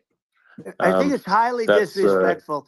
And I say, if you're a Jewish person or if you believe in Israel, if you're a person that, you know, is a very pro-Israel, if you vote for her, it's worse than Biden. And Biden was bad. But if you vote for her, you ought to have your head examined. And you see tonight, I mean, as we're doing this, I'm seeing reports coming that they expect an attack tonight or tomorrow from hundreds and maybe thousands of rockets. You know, their Iron Dome, as they call it, as we all call it, but their shield that they build, that can be swamped. We'll use the term that's appropriate, swamped.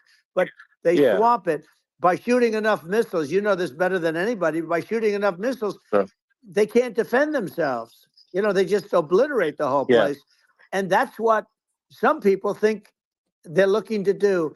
And we have no leadership. There's no respect for the United States of America with these people. And I'm telling you, she'll be worse than him because she's a believer in being radical left, and he wasn't. I think you're right. I mean, you really, it's important for the public that may be listening to this to look at Kamala's track record, you know, before the last month, and say, is that a track record you agree with? And I think if you're an independent moderate, you definitely would not agree with it, because it is her behavior has been far left, and we're seeing just an overnight propaganda attempt to rewrite history and make it sound like Kamala's moderate when she in fact is not moderate. Well, her running mate approved, signed into legislation, tampons in boys' bathrooms. Okay, now that's all I have to hear. Tampons in boys' bathrooms, and that means she believes in that too. I mean, she picked this guy because he was the closest to her. A lot of people thought she'd pick sort of the opposite, but she picked an anti-Israel radical left person. But she is far worse, they say, than Bernie Sanders. If we have her as a president, if we have a Democrat at this moment as the president, I don't think our country can survive. I think it's a massive. I think we're in massive trouble, frankly, with the Kamala administration, and that's my honest opinion. And I think really it's essential that you win for the good of the country for this election. And I mean, I'm just stating my opinion.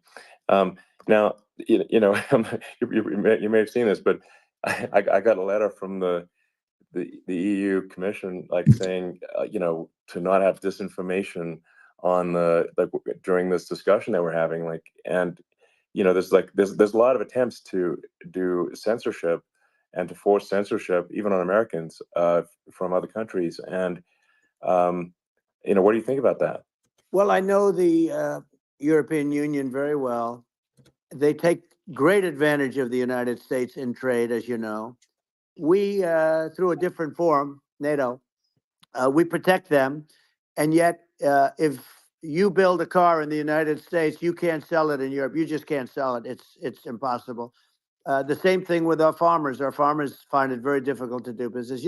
We have a deficit with them of $250 billion, which people don't know. It sounds so nice, the European Union, but let me tell you, they're not as tough as China, but they're bad. And I let them know it. And that's probably why they notified you. No, they don't treat our country well. We defend them, with Ukraine. So we're in for 250 billion and they're in for about 71 billion, and they have the same size. If you add up the European nations that, in terms of an economy, it's about the same size when you say as us. And they're in, and they're in much greater risk. They're right there. We have an ocean separating us from, in this case, the enemy would be Russia. It used to be for the Soviet Union, but let's assume they're close enough. And what happens is they're in for 70-something million. I think even less than that, billion, and we're in for about 250 billion, and it could be a lot higher than that. And I say, why aren't you going to equalize? Why aren't they paying what we're paying? And they're in much more, it's much more important for them because of the fact that, they're right near there. I mean, they're all sort of in that location. We're not. But they should, and I did it with NATO. There were only 7 countries that were paid up in NATO out of 28 at the time. And the United States was the United States was subsidizing NATO, tremendously subsidizing NATO. And I said, I went in and I said, you got to pay up. If you don't pay up, we're not going to defend you any longer. I took a lot of heat, but you know what happened? Billions and billions of dollars came flowing in. And I think a lot of the public isn't aware of the fact that the United States pays a disproportionate share of the NATO expenses. And then we get taken advantage of on trade. So think about it. Yeah, well, I mean, the point of NATO is defending Europe, and it's it's like, then okay, well, why is the United States paying disproportionately more to defend Europe than Europe? That doesn't make sense. That's unfair, and that is an appropriate thing to address. Well, when you talk about cost cutting and savings and everything else, I mean, honestly, look, there's nobody that feels worse about the Ukraine situation than I do, because I know it would have never happened. I know Zelensky. He was very honorable to me, because when they went with the Russia hoax and they said I had a phone call with him, he said it was a perfect phone call. It was a great phone call. He could have grandstanded and, said, oh, he was very threatening. He said, no, it was a very nice phone call. I called him up to congratulate him on his win, and you end up getting impeached because these people are lunatics. I was talking about the difference from the people within and the enemies on the outside. In many cases, the people from within are more dangerous for our country than the Russians and the Chinas.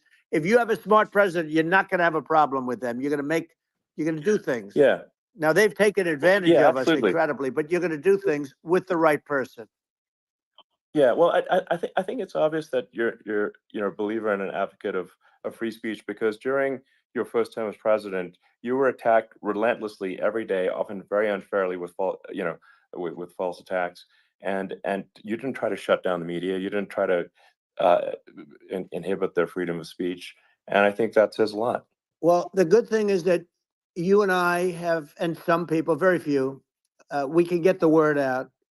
Although sometimes it's hard because they don't want to print it, like we're having a great conversation right now. Kamala wouldn't have this conversation. She can't, because she's not smart. She's not a smart person, by the way. She can't have this conversation. And Biden, we don't even have to talk about it. I mean, he couldn't have this conversation. He would have given up on the first half of a question. He would have walked out. He would have said, where am I? Where am I going? So anyway, but no, he wouldn't have this. That's true. Not a lot of people would have this conversation, but we cover a lot of territory. But the beauty is that we can have a conversation, and Yes, you I'm can actually able have a to get it out conversation. without, because I get treated This is unfairly this by is the a really press. big point. You can actually have a conversation with you. Yeah, it's nice, isn't it? And you can't have a conversation with Biden or Kamala. It's like it's not possible. That's it's So this is like talking to an NPC. No. So it's just impossible. well, but think of it. We need a man or person who's unbelievably sharp in order to stop all the nuclear danger and all the dangers that I'm talking about. And I got along with all these. I got along with Kim Jong-un. We had dinner, we had everything, and he really liked me, and I got along with him really well. By the way, he's the absolute boss over there. A lot of people said, "Oh, do you think he really?" That's for Let sure. me tell you, I saw things that you don't want to know about. He is the boss. But we had a good relationship, and he doesn't like Biden. He considers him a stupid man. He said he's a stupid man. Well, at least he speaks his mind. But in this country, you're not sort of allowed to say it, but I guess you are. You should be allowed to say it if it's true. But we need smart people, and we need people that have an ability to lead.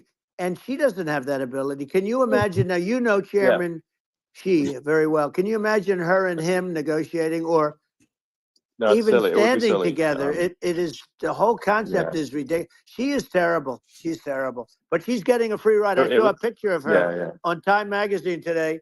She looks like the most beautiful actress ever to live. It was a drawing, and actually, she looked very much like our great First Lady, Melania. She didn't look. She didn't look like Camilla. That's right. But of course, she's a beautiful woman, so we'll leave it at that, right?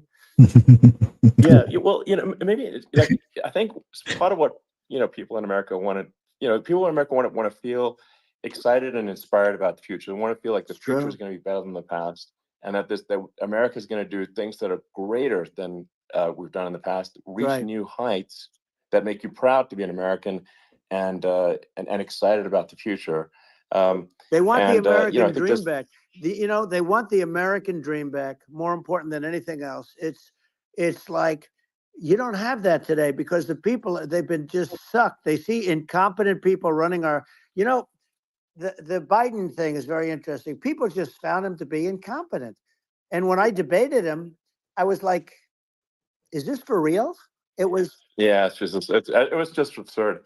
But I think there are some grand projects that we could do. I mean, I think we could build a base on the moon. We could send American astronauts to Mars. We could build high-speed connections that are more advanced than anything else in the world between our cities, so people have fast transport.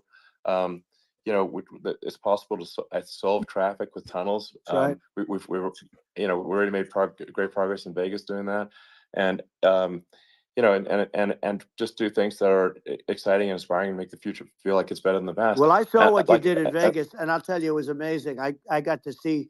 I took a big glimpse at it, and it's incredible. It's incredible, and you could do that all over. You could do that all over. It's deep. Yeah, you don't even need much structure. Assuming you're in the right area. No, it's straightforward. It's amazing. So I think we could do some things that like China's got incredible high-speed rail between its cities, but I think it's actually possible with tunnels if with deregulation, with an ability to actually where it's legal to actually do the tunnels. Then you could have high-speed tunnels that are actually better than anything else in the world for high-speed transport between cities, and that would be something that Americans can say, wow, okay, we've got something that's cooler than anyone else in the world. That's the kind of thing that makes you proud to be an American. And much safer than surface trains, where there is a danger there, with crazy people. It's much safer, much better. And it's sad because I've seen some of the greatest trains. I find it fascinating. And I've seen the systems and how they work, and the bullet trains, they call them, I guess. And they go unbelievably fast, unbelievably comfortable, with no problems. And we don't have anything like that in this country, not even close. And it doesn't make sense that we don't. Doesn't make sense. Yeah, and I think also there's I'm kind of hopping on the excess regulation, but I think something that I think people can generally understand is that what happens with laws and regulations is that there's more and more of them every year, and unless there's a process to clean them up, eventually everything becomes illegal, and that actually it slows down the development of new technologies. I mean, if you take the sort of like, I think there's room for some reform at the FDA for improving the speed with which we approve drugs that could help save lives and improve people's lives. And I worked very hard on that. We got that down yeah.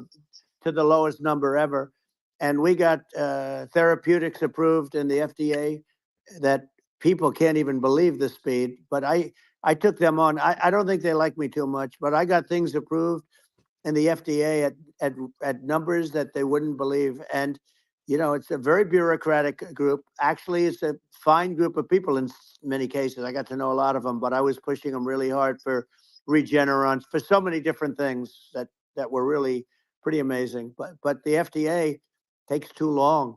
It's 12 years to get a product approved. I got it down to 4, and I got some things done very quickly. But it's really something that is going to have to be worked on because it takes too long.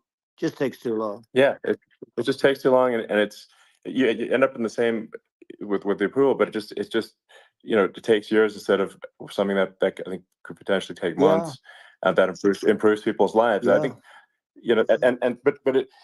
I just wanted to hop on this point that like there has to be an active process for reducing rules and regulations, because otherwise they just keep building up every year, and you get like hardening of the arteries, and eventually everything's illegal or takes forever, and then we just ossify as a society. We can't make any progress, and it's a really big deal. Elon, just getting back to the FDA for 1 second, I got something done called Right to Try. This is where you can go in, and if you're terminally ill, you can use a space age, medicine or whatever it may be. We have the best doctors, the best labs in the world. We really do. But people would go to other countries because you couldn't use the product, even if they thought it worked, because it's going through the FDA. I got it approved where you can, you basically, look, nobody wanted, the doctors didn't want it because of the liability. The country didn't want it, our country, because they didn't want to get sued. These are people terminally ill. The insurance companies didn't want it, and the pharmaceutical companies, nobody wanted it. I got everybody into a room, and we came up with an agreement that you won't get sued. And also, they didn't want it on their record. If somebody's terminally ill and they die after taking a drug, they didn't want that on their record. So we set a separate list if somebody was, so it wouldn't count as a negative. Okay. And as you know, we got it done. We have saved Right to Try. They've been trying to get this done for 58 years, and it sounds simple, but it wasn't, because the insurance companies, nobody wanted it, but we got it done. Somebody signs, you sign a document that you're not going to sue the insurance companies, the country, you're not going to sue anybody. And we got it done, and we're saving tens of thousands of lives. Right to Try. Hopefully you never need it, but if you do, you don't have to travel to Asia. People, if they had money, they go to Asia, they go to Europe. If they don't have money, they go home and die. That's what happened. They'd go home and die. Yeah. Well, I mean, and actually, to give Europe some props here, it's like if a drug is approved in Europe, which has a crazy amount of regulations, it should obviously be approved in the U.S. Yeah. I mean, they get more regulations than we do. So why would a drug be approved in Europe and not in the U.S.? That's crazy. Well, we did it. We did something that really, they've been trying to do it for 50 years, and they just couldn't get it done, and I got it done. And it's really something. But you're right. Some people go to Europe because a drug isn't approved here, but it's approved in Europe, and it's a drug that, generally speaking, would work. It's pretty crazy. Absolutely, you're right. And I think so long as people are properly informed of the pros and cons, and like these are the risks, these are the risk, and like you make your own decision. That makes sense. Well, I think just in sort of closing up, and by the way, I'm looking at the numbers. You got a lot of people listening. I hope you don't get nervous, because you got a lot of people listening to you right now, like 60 million or something. What is that number? It's crazy. It's amazing how you can see that right away. How many? What is the number? Wow. What is it? Well, wow. I think in terms of people, that's bigger than you said. You said 25, and you're much more than double that number, 25 million. I think you're going to be 60 or 70. And I guess over a period of time, hey, I congratulate you. Do I get paid for this or not? Well, I think actually in terms of the number of people that will hear this conversation, over the next few days to Right. weeks, it's going to be hundreds. That's of what they millions. say. Yeah, that's good. Well, look, it's an Yeah. honor. 100 million at least. I just asked this: are you better off now, or were you better off when I was president? Nobody's better off now. People, we put out polls on that, and nobody's better off now. Inflation has killed it. And, they also feel very unsafe. You look at what's going on with a lot of different things. You look at the riots we had at the colleges over, I mean, it's ridiculous, but Right. all of the riots, they just feel unsafe. And now they really feel unsafe because you have a new form of crime. It's called migrant crime. I call it Biden migrant crime. Maybe I'll call it Kamala migrant crime. But I mean, with all these things, I always try to get to the ground truth by just asking people. And my mom lives in New York, and I was like, Mom, have any of your friends, been attacked or assaulted? And she said, yeah, 3 of her friends in 3 separate incidents were assaulted just in recent months, just walking around the streets in New York. And I said, well, what happened to the people that assaulted them? Oh, nothing. They got away. Like, and they just know they always get away. nothing's going to, and they don't even bother reporting it because they know that they're not going to, people are not going to get prosecuted.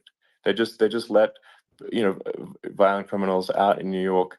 The only one that gets prosecuted is Donald Trump. They prosecute Trump. Yeah, I mean, it's just obviously messed up. Oh, it's terrible. If violent criminals are being getting off scot-free, and meanwhile the New York spending massive resources prosecuting you, and it's like, what's this? And I think the sort of sensible public looks at this and says, what the heck's going on here? This is obviously abuse of the legal system. The legal system is supposed to be protecting the public from violent criminals, and it should be obviously allowing the public to make their own decision about who should be president, as opposed to some legal case. Once they start this precedent, because this can go on with the next one. I mean, this is a very bad precedent what they're doing in terms of going after their political opponent, and that's all it is. It's going after their political opponent, and then you get a judge who's a strong Democrat, and I'm being nice when I say that. In many cases, crooked as hell.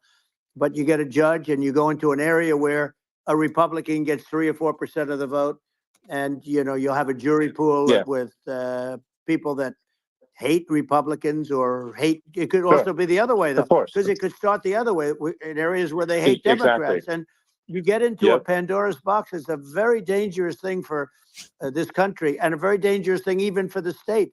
New York City is losing. New York City and state lose a lot of business over what they did to me, because these people say, we don't want that to happen to us. That's no justice system. You have an unfair system of justice, and it's costing New York State a tremendous amount of money. People are leaving and companies are leaving, and they won't come back.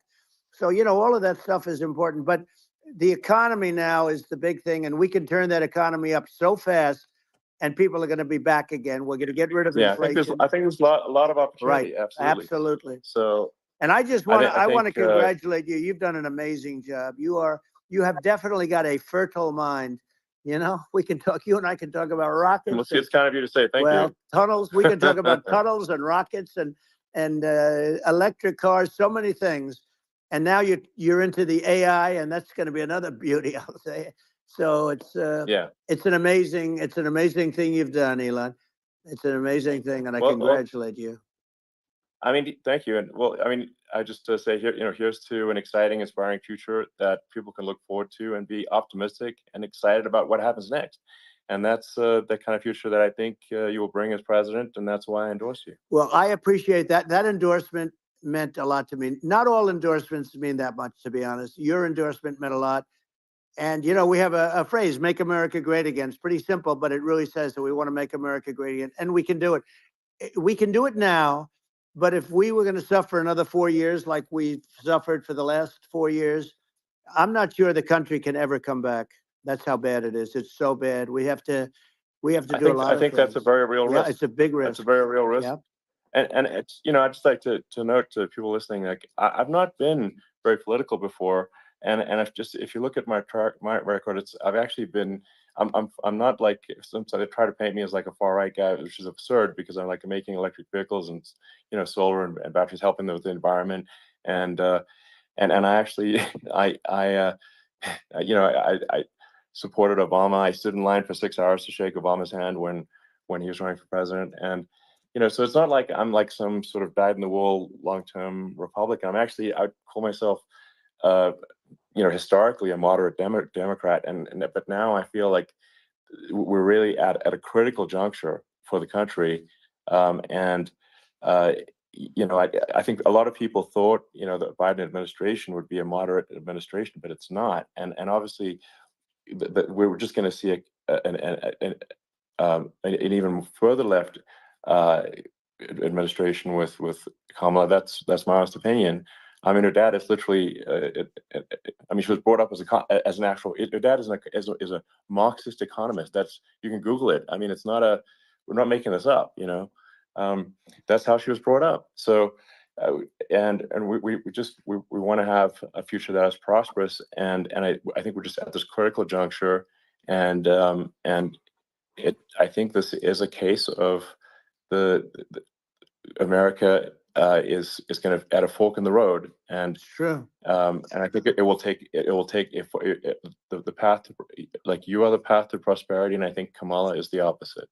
Then that's my honest opinion. I'm gonna get attacked like crazy, and I've also experienced quite a bit of lawfare myself, but I'm just trying to tell people my honest opinion, and I haven't been really active in politics before. And I'm just trying to point out that my track record historically has been moderate, if not moderate, slightly left. And so this is to people out there who are in the moderate camp to say, I think you should support Donald Trump for president. And I think it's actually a very important junction in the road, and we're in deep trouble if it goes the other way. Well, I want to thank you. And, I actually always did think of you as somewhat left. I must say that. So it's Yeah. even more of an honor to have your endorsement. I know how strong you feel about it. But, when you think of her, San Francisco 15 years ago, I had a great friend, Bob Tish. He said it's the greatest city in America. And now it's almost not livable there. And California likewise. And she was involved in the destruction of San Francisco and the destruction of California. And she will be involved in the destruction of our country if people are so unwise as to elect her. And I hope that doesn't happen. And I hope the elections are going to be run honestly. And we're going to turn this country around. We're going to do things and we can do it fairly quickly. And we have to get rid of the criminals that have been, given to us by other countries as they laugh. They laugh at us. They think we're stupid to accept these people. These are radical, stone cold killers in many cases, and terrorists. And they're in our country by the hundreds of thousands. Yeah. And we have to take them out.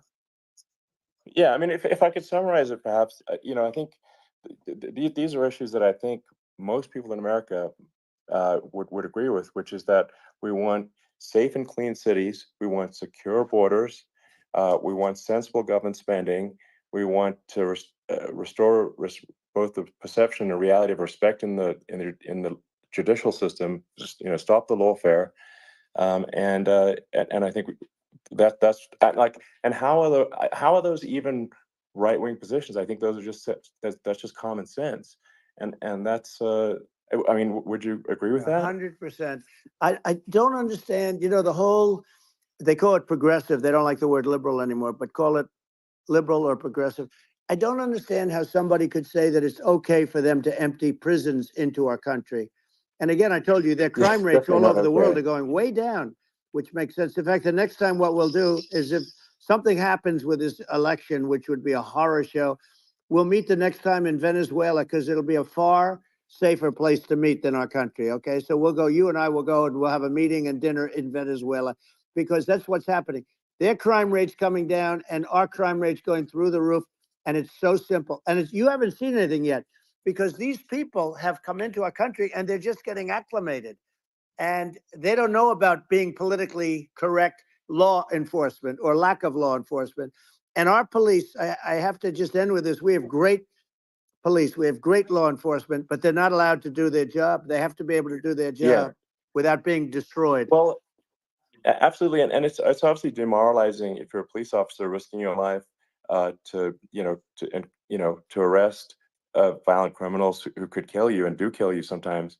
and then you arrest the violent criminal, and then the DA, doesn't prosecute, and that's let the guy out. Right. Well, then, like, why should a police officer risk their life to arrest a violent felon? Well, even worse, if Elon, nothing's going to happen. even worse, they prosecute the police officer.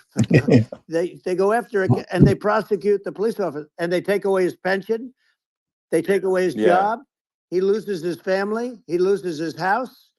Well, I thought it was very telling, like incredibly telling, that when there was that case where sort of a gang of thugs beat up police officers. I think it was in Times Square in New York, and then nothing happened to those guys. They were let out, zero bail, and I think a bunch of them were given free tickets to California.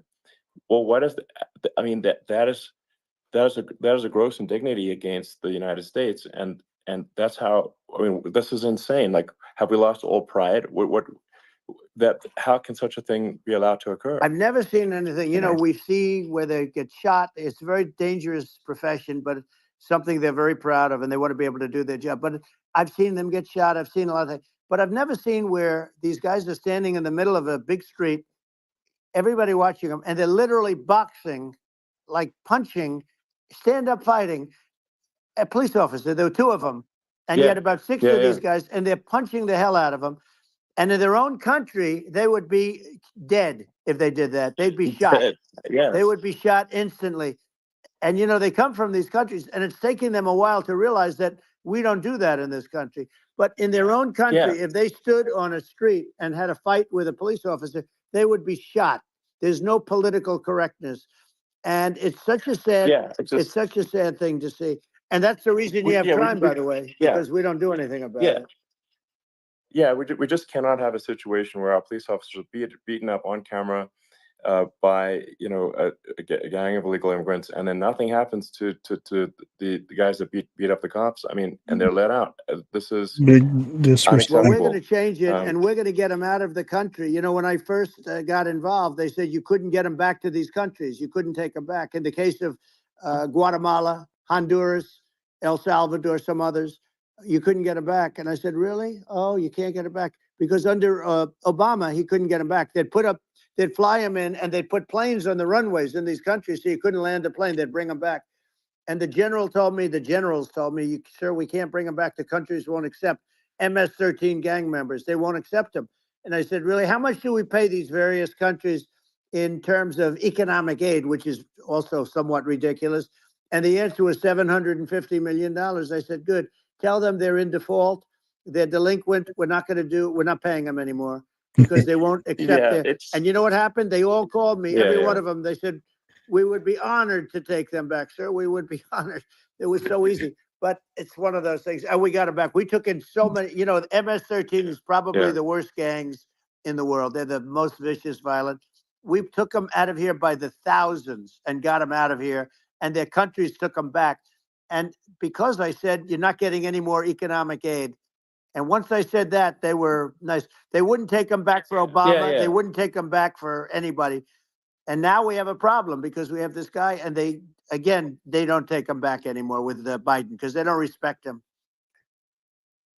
It's just gotta be done. We just can't have whether they're citizens or not citizens. We can't have, because they won't prosecute citizens either, not just illegals. So if it's, you can't have violent, repeat violent offenders that are not that don't get incarcerated. That's right. Because they will obviously, by definition, continue to hurt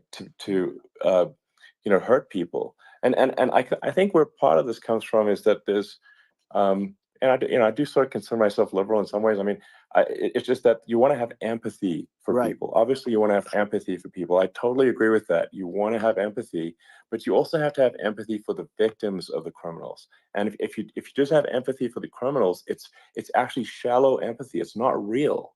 You're not thinking. You have one layer deep empathy. You got to say, like, what if you don't incarcerate this person? Who are they going to hurt? Who are they might kill someone. They might rape someone.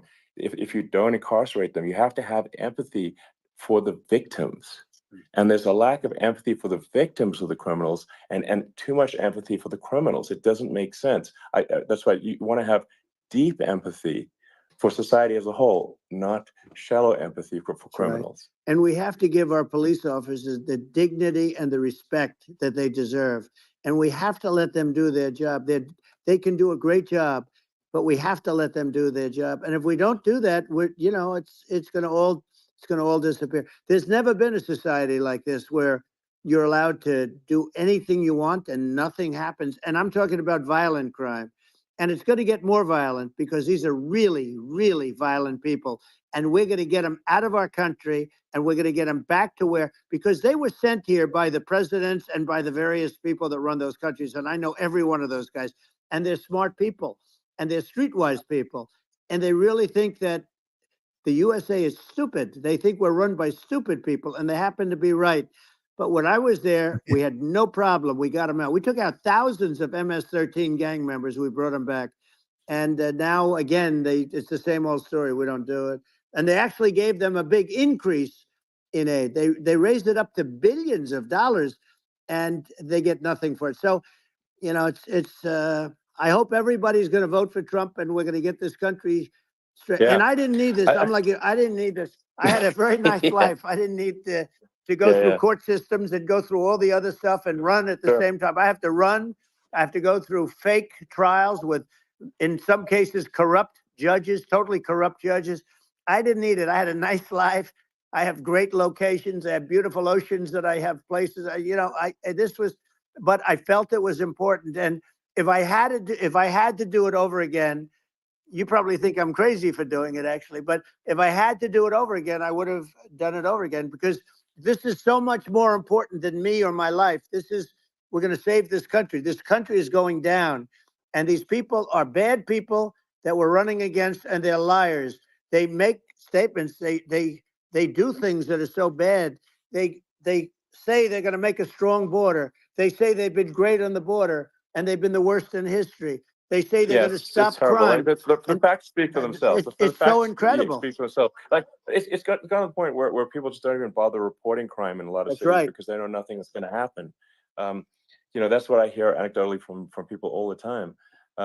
So it's just my values. I'm just saying to people out there, like the things I think are important for the future is like we've got to have safe cities, we've got to have secure borders, we've got to have sensible spending, and we've got to have deregulation, and so we can have a prosperous future. And then we want to have some exciting, sort of moonshot projects that people can get fired up about. And that's the future I'm looking for. And I'm pro environment, but I'm not against. I'm not like I don't think we should vilify the oil and gas industry because they're keeping civilization going right now. And but I do think we want to move at a reasonable speed towards a sustainable energy economy. Those are my values, and I think and so I mean that's why I'm supporting you for president. Well, I appreciate it. We're going to give incentive to companies to come into our country, not to leave our country. We're going to be giving tremendous incentives. We want companies to build here, not to build in other locations. And we want to create jobs. And again, it's about the American dream. You don't hear about the American dream anymore, Elon. You're the American dream in the truest sense, but you don't hear about the American dream anymore. And you're going to hear about it. People, they need that incentive to go out and do it. And they're going to love their lives. I mean, they're going to look forward to getting up in the morning and going to a job that they love, not a job that they can't stand, or not any job at all where they have no money, where they literally have no money. And then they end up with violence and lots of other problems. No, we're going to do some great things. And I learned a lot in the first. We had a great economy and all of that. We rebuilt the military, we did so much. But I also learned the best people. I learned the good people, the smart people, the dumb people, the people that can do things, the people, you learn. When I first came in, I tell people I was in Washington, D.C. only 17 times, according to the fake news media. I was in 17 times. I never stayed over. And you don't know people. You rely on other people to give you names, and then you realize the people you relied on weren't so good. Now, we had great people, but we also had some where I wouldn't have, used them had I known. Now I know everybody. and I think we're going to really turn things around fast. We have no choice, otherwise we're not going to have a country. And I really appreciate this. Has been, to me, it's been a lot of fun being with you. You're an amazing guy. You've done an incredible job and a great inspiration to people. A great inspiration, and I hope you keep going and just continue to do well. And we're going to have a big election coming up, and I think November 5th will be the most important day in the history of our country. I think that election will be the most important election, and I think it'll end up being maybe the most important day in the history of our country, because if we don't win, I just feel so sorry for everybody. No, I think we're at a fork in the road of destiny of civilization, and I think we need to take the right path, and I think you're the right path. So I think that's what it comes down to. Thank you very much, Elon. It's a great honor, and we'll do it again sometime. And it's been really fun, and I hope you got a lot of viewers. I hear you got a lot, but I hope you got I know you got a lot of them. So I appreciate it. I'll see you soon. A lot of them. All right, sounds good. Thank you. Thank you, Elon. Thank you very much. Bye. And I do believe that is it. I'm still awake. You're still awake? Yep, that ended. Okay. Oh, play recording. Can I download it? I'm going to leave this up here. Oh, I'm not following Trump. Oh, got to change that. There we go. Well, there we have it. I'll probably, if it lets me, if not, I'll go back and download the live here and then edit it to where it's just the interview for those who missed part of it or didn't get to watch it all or whatnot. So it'll be a lot better. Dang, 3 hours? That wasn't 3 hours, was it? Yeah, about, yeah. Oh, dang. They didn't get started up till after 8:30. Yeah. Other than that, what do you guys think about the conversation? It was just like two guys sitting there having a conversation. It wasn't like a list of pre-programmed questions. It was, of course, there was a lot of bragging. I'll put it that way. There's a lot of bragging, but that's just who Trump is. But some of the stuff that they were talking about were important things.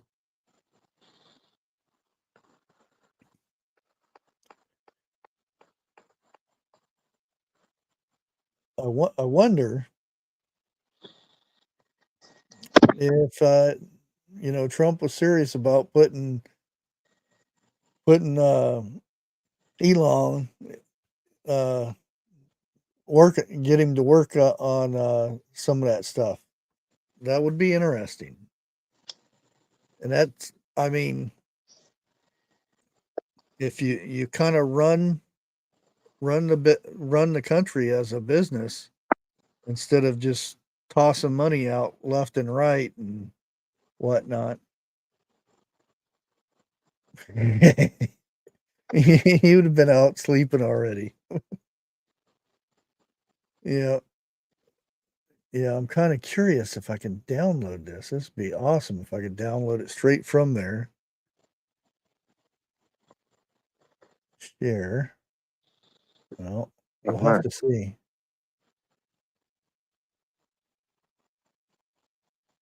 Okay. Yeah. Oh, they have closed caption on it. That's interesting. Don't see show caption. Picture in picture.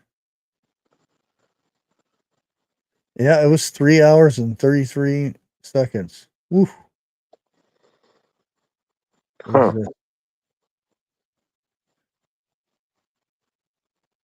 333. Oh yeah. Yeah, tell 101 he brought him up. He mentioned the number 17. Forget the particular reference, but he said that somebody said he did something 17 times or something. Yeah.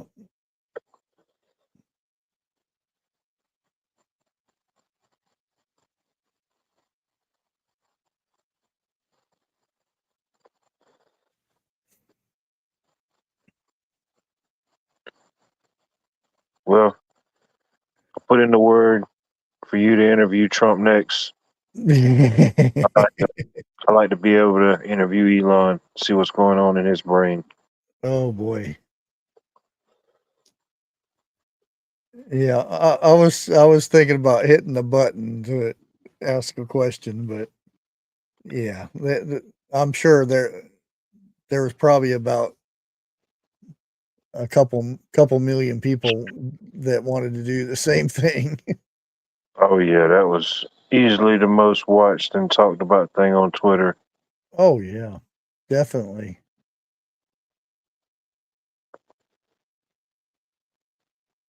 Yeah, I would agree. Dang, I really wish there was a way to download it. Oh, if there's a way, you'll figure it out. Yeah.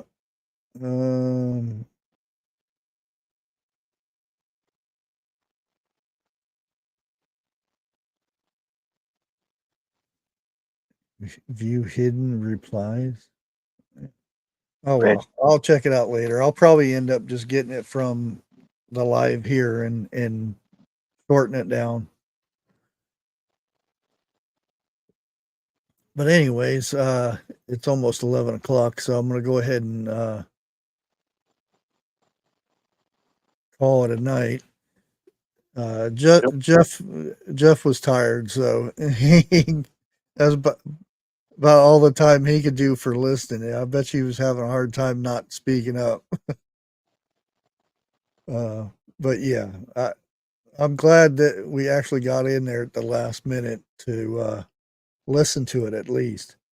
And Yeah. Hello to all the people over on Twitter that evidently couldn't get in and was listening off of mine. So How many did you get up to over there? 28, Oh, which that's yep. probably a record for me on Keep going up. Yeah. But I'm going to go ahead and play the outro here in thanks of supporters or members. And if you're up in the morning, I'll be up here at 9 o'clock in the morning with the morning news. And we'll catch you on the next one. Good night, everybody. Night. Hey guys, thank you all for making Bushcraft great again.